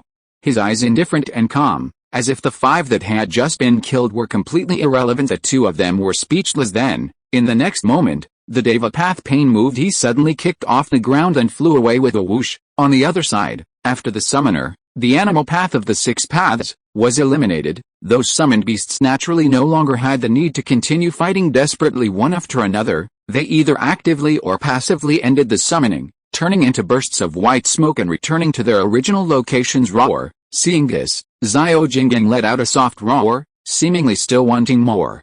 And his eyes immediately locked onto the Deva Path Pain, who was fleeing into the distance with a stomp of his legs. His huge body immediately shot out, chasing after him with a gale. However, When it comes to pursuit speed, Liang Yue was also not at a disadvantage. With a swing of his arm, another immortal kunai flew into the sky, instantly crossing a distance of more than 100 meters. The next moment, Liang Yue himself also flashed, his entire being following the traces of the space coordinates, flashing to mid-air, grabbing the kunai. His whole body twisted and turned in mid-air, and then he threw it out again in this way, with the convenience of the flying thunder god. After a few breaths, this guy flashed and quickly caught up with the wildly running Xiao Jinggang. Speaking of which, when it comes to combat power and pure melee ability, Xiao Jinggang, who has been diligently leveling up in dungeons for many years and has now reached level 36, seems to be much stronger than himself. Although this little guy can't release any wide-range AoE skills, and can't use any energy attributes due to his special physique, however, relying solely on the powerful bloodline power of the behemoth warbeast and the built-in upgrade template, his strength is definitely beyond doubt, even stronger than his master. If Liang Yue were to fight Xiao Jinggang, it would be unlikely that the little guy would want to kill him. But if they were to simply fight, the chances of him losing might be 70% to 80%. Be careful later, the guy in front looks weak, but he has a very troublesome ability. If gliding in mid-air, Liang Yue began to instruct Xiao Jinggang about the Deva Path Pain's abilities as soon as he caught up with him. However, at the moment when their figures overlapped, the Deva Path Yohiko, who had seemed to break free from gravity and was flying freely in the air, suddenly moved. He suddenly spread his 5 fingers, and one of his palms quickly aimed at Liang Yue, and Xiao Jinggang behind him swished. The next moment, an almost invisible, formless air blade instantly shot out. With a blessing of a strong repulsive force, the compressed air blade became as thin as a blade, extremely slender, and extremely fast. In the blink of an eye, it approached the two masters and pets. Roar! Seeing this, Xiao Jinggang roared angrily, his muscles bulging, and one of his strong arms suddenly raised, and a dark golden claw instantly swung out. Clang! Under the collision, a sound like metal clashing suddenly rang out. Immediately, the Deva Path Yohiko's repulsive force air blade was shattered, but Xiao Jinggang was also hit hard, and his solid body, 4 zang tall, was staggered. The forward leaping force on his body was offset, and after a flexible backflip, he involuntarily fell towards the ground. As he fell, the little guy seemed a little annoyed, and let out a low roar of unwillingness. With their minds connected, Liang Yue found that after this attack, Xiao Jinggang, his war pet, had only lost a little health, but had not suffered any substantial damage. This made Liang Yue secretly relieved, and his originally calm eyes also carried a hint of coldness. Chapter 374 Blade Storm. Whoosh whoosh whoosh. After 3 more almost uninterrupted flying thunder god aerial relay transfers, Liang Yue finally caught up with the pace of the Deva Path Yohiko, or rather, at this moment, the other party was actively stopping there, waiting for him to come. The area where the two were located was a desolate rocky area, empty and uninhabited, with only a winding river stretching across the land appearing in a flash and locking onto the opponent's position. Liang Yue didn't waste any words. Before his body landed, he flipped his sleeve again, taking out 5 sage kunai from his storage space. With a slight flick of his fingers, the kunai were instantly thrown, like a giant hand descending from the sky, shooting down from 5 different directions, surrounding the Deva Path Pain. Only the angle directly above was left, to be personally confronted by Liang Yue himself. However, the 6 paths of pain are, after all, the 6 paths of pain.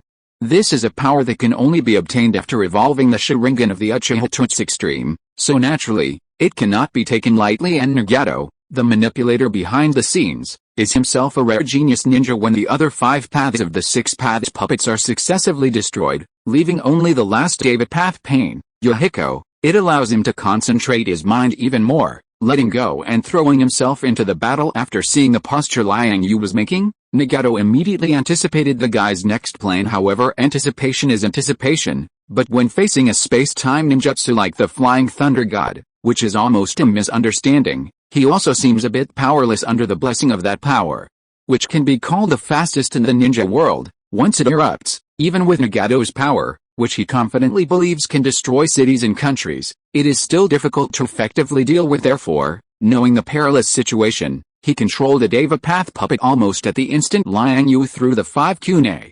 He acted first. At this moment, Yohiko suddenly raised one hand swiftly, his palm pointing at someone in the air, and at the same time, he let out a low shout. In an instant, Liang Yue felt as if his entire body was sealed, making it difficult to move. The feeling was as if the entire space was squeezing him, and even with his current physique, which far surpassed ordinary people. He couldn't move a bit. Immediately afterward, Liang Yue was pulled down from the air by a strange suction force. Almighty push. Fortunately, I was prepared and have already made a plan almost at the first moment of being restrained. With a flash of thought, Liang Yue immediately had a clear judgment of his current situation, and almost without thinking, he made a response. After all, the entire plot of Naruto had long been familiar to him, and the so-called trump cards, moves, and Rinnegan abilities of Nagato were naturally included from the perspective of the system's mission. Liang Yue himself would almost certainly fight against the other party. It might be a life and death struggle in this case. How could he, who had idled for many years in the current Naruto world, not prepare a coping strategy in advance? At this time, Liang Yue's state after being sucked in by the almighty push was undoubtedly very delicate, with almost not even a finger joint able to move. Even the spiritual power in his body was affected to a considerable extent, so, in this case, he couldn't perform regular ninjutsu because his hands couldn't form seals. Although the spiritual power was not completely controlled, there was a certain stagnation in its operation, and some instant cast ninjutsu that didn't require guidance were also restricted, including the Flying Thunder God technique, which was previously so smooth.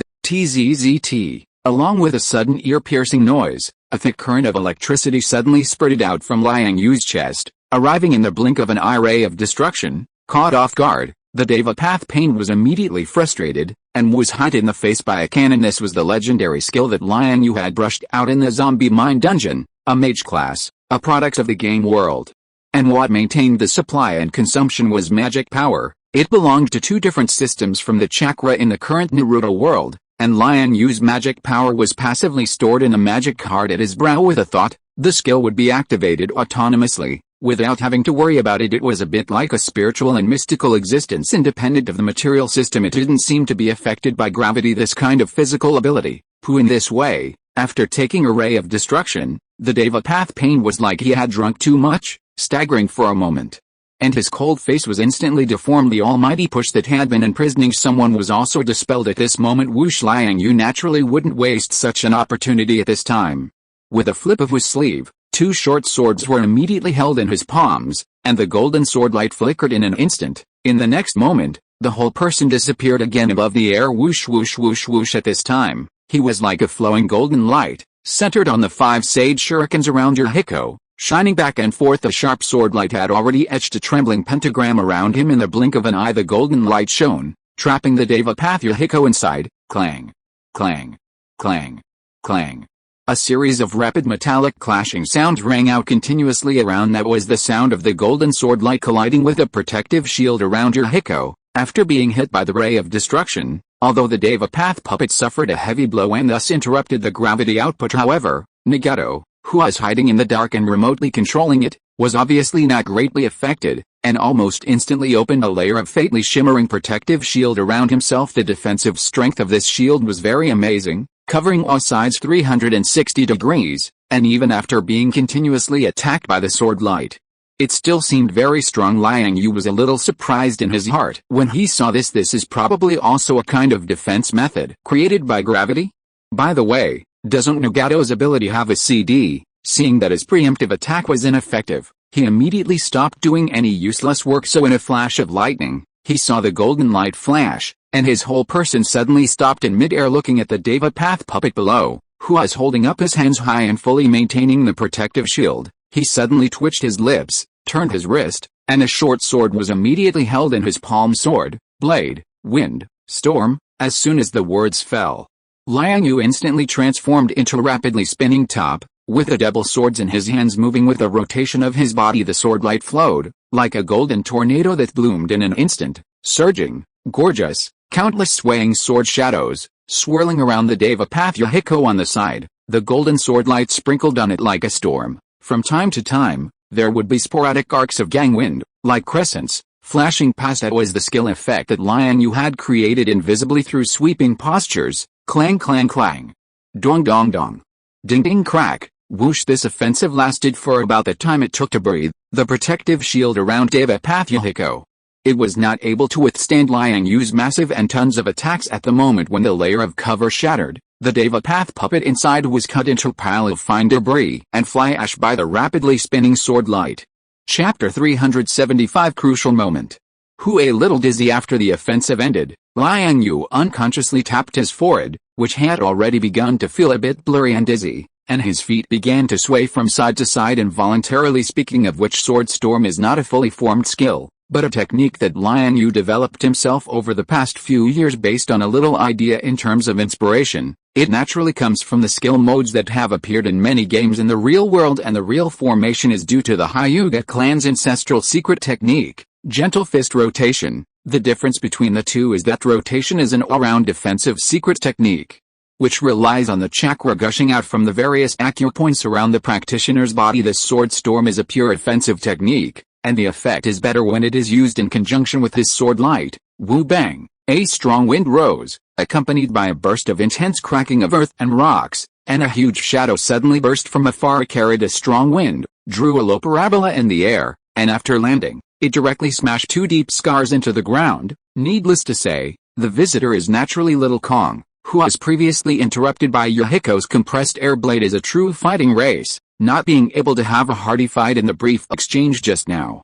This little guy's heart is probably inevitably a little aggrieved at this moment. Who looking at the behemoth beast beside him, panting heavily, with his monkey eyes wide open, constantly looking around, Liang Yue knew that this little guy must be holding a fire in his heart at this time, relying on the sharpness of the Flying Thunder God technique, the mastery of the Six Paths puppet's information, and Liang Yue's own combat experience. The whole process was almost just his one-sided crushing of the Six Paths, except for the Deva path, or rather, after he successively destroyed 5 puppets, Nagato, who was secretly controlling pain, became clever.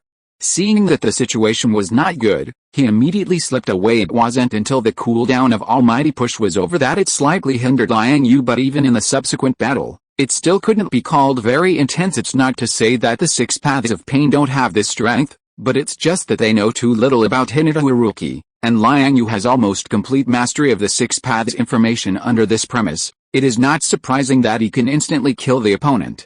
Okay, sometimes the battle between masters is like this, fleeting, and there are not too many rules to follow, but it doesn't matter, there will be more battles like this in the future. He patted Little Kong's burly calf lightly, appeased the restlessness in its heart, and then, after Little Kong returned to its usual petite size, Liang Yue took it and slowly walked towards the other side of Konoha village with a black rod still remaining in his hand. He could have quickly found Nagato and Konan's hiding place in the first time by following the subtle traces of chakra, but at this time, Liang Yue was not in a hurry to rush to the scene. The reason is that he wanted to take a look at the situation first due to his current intervention.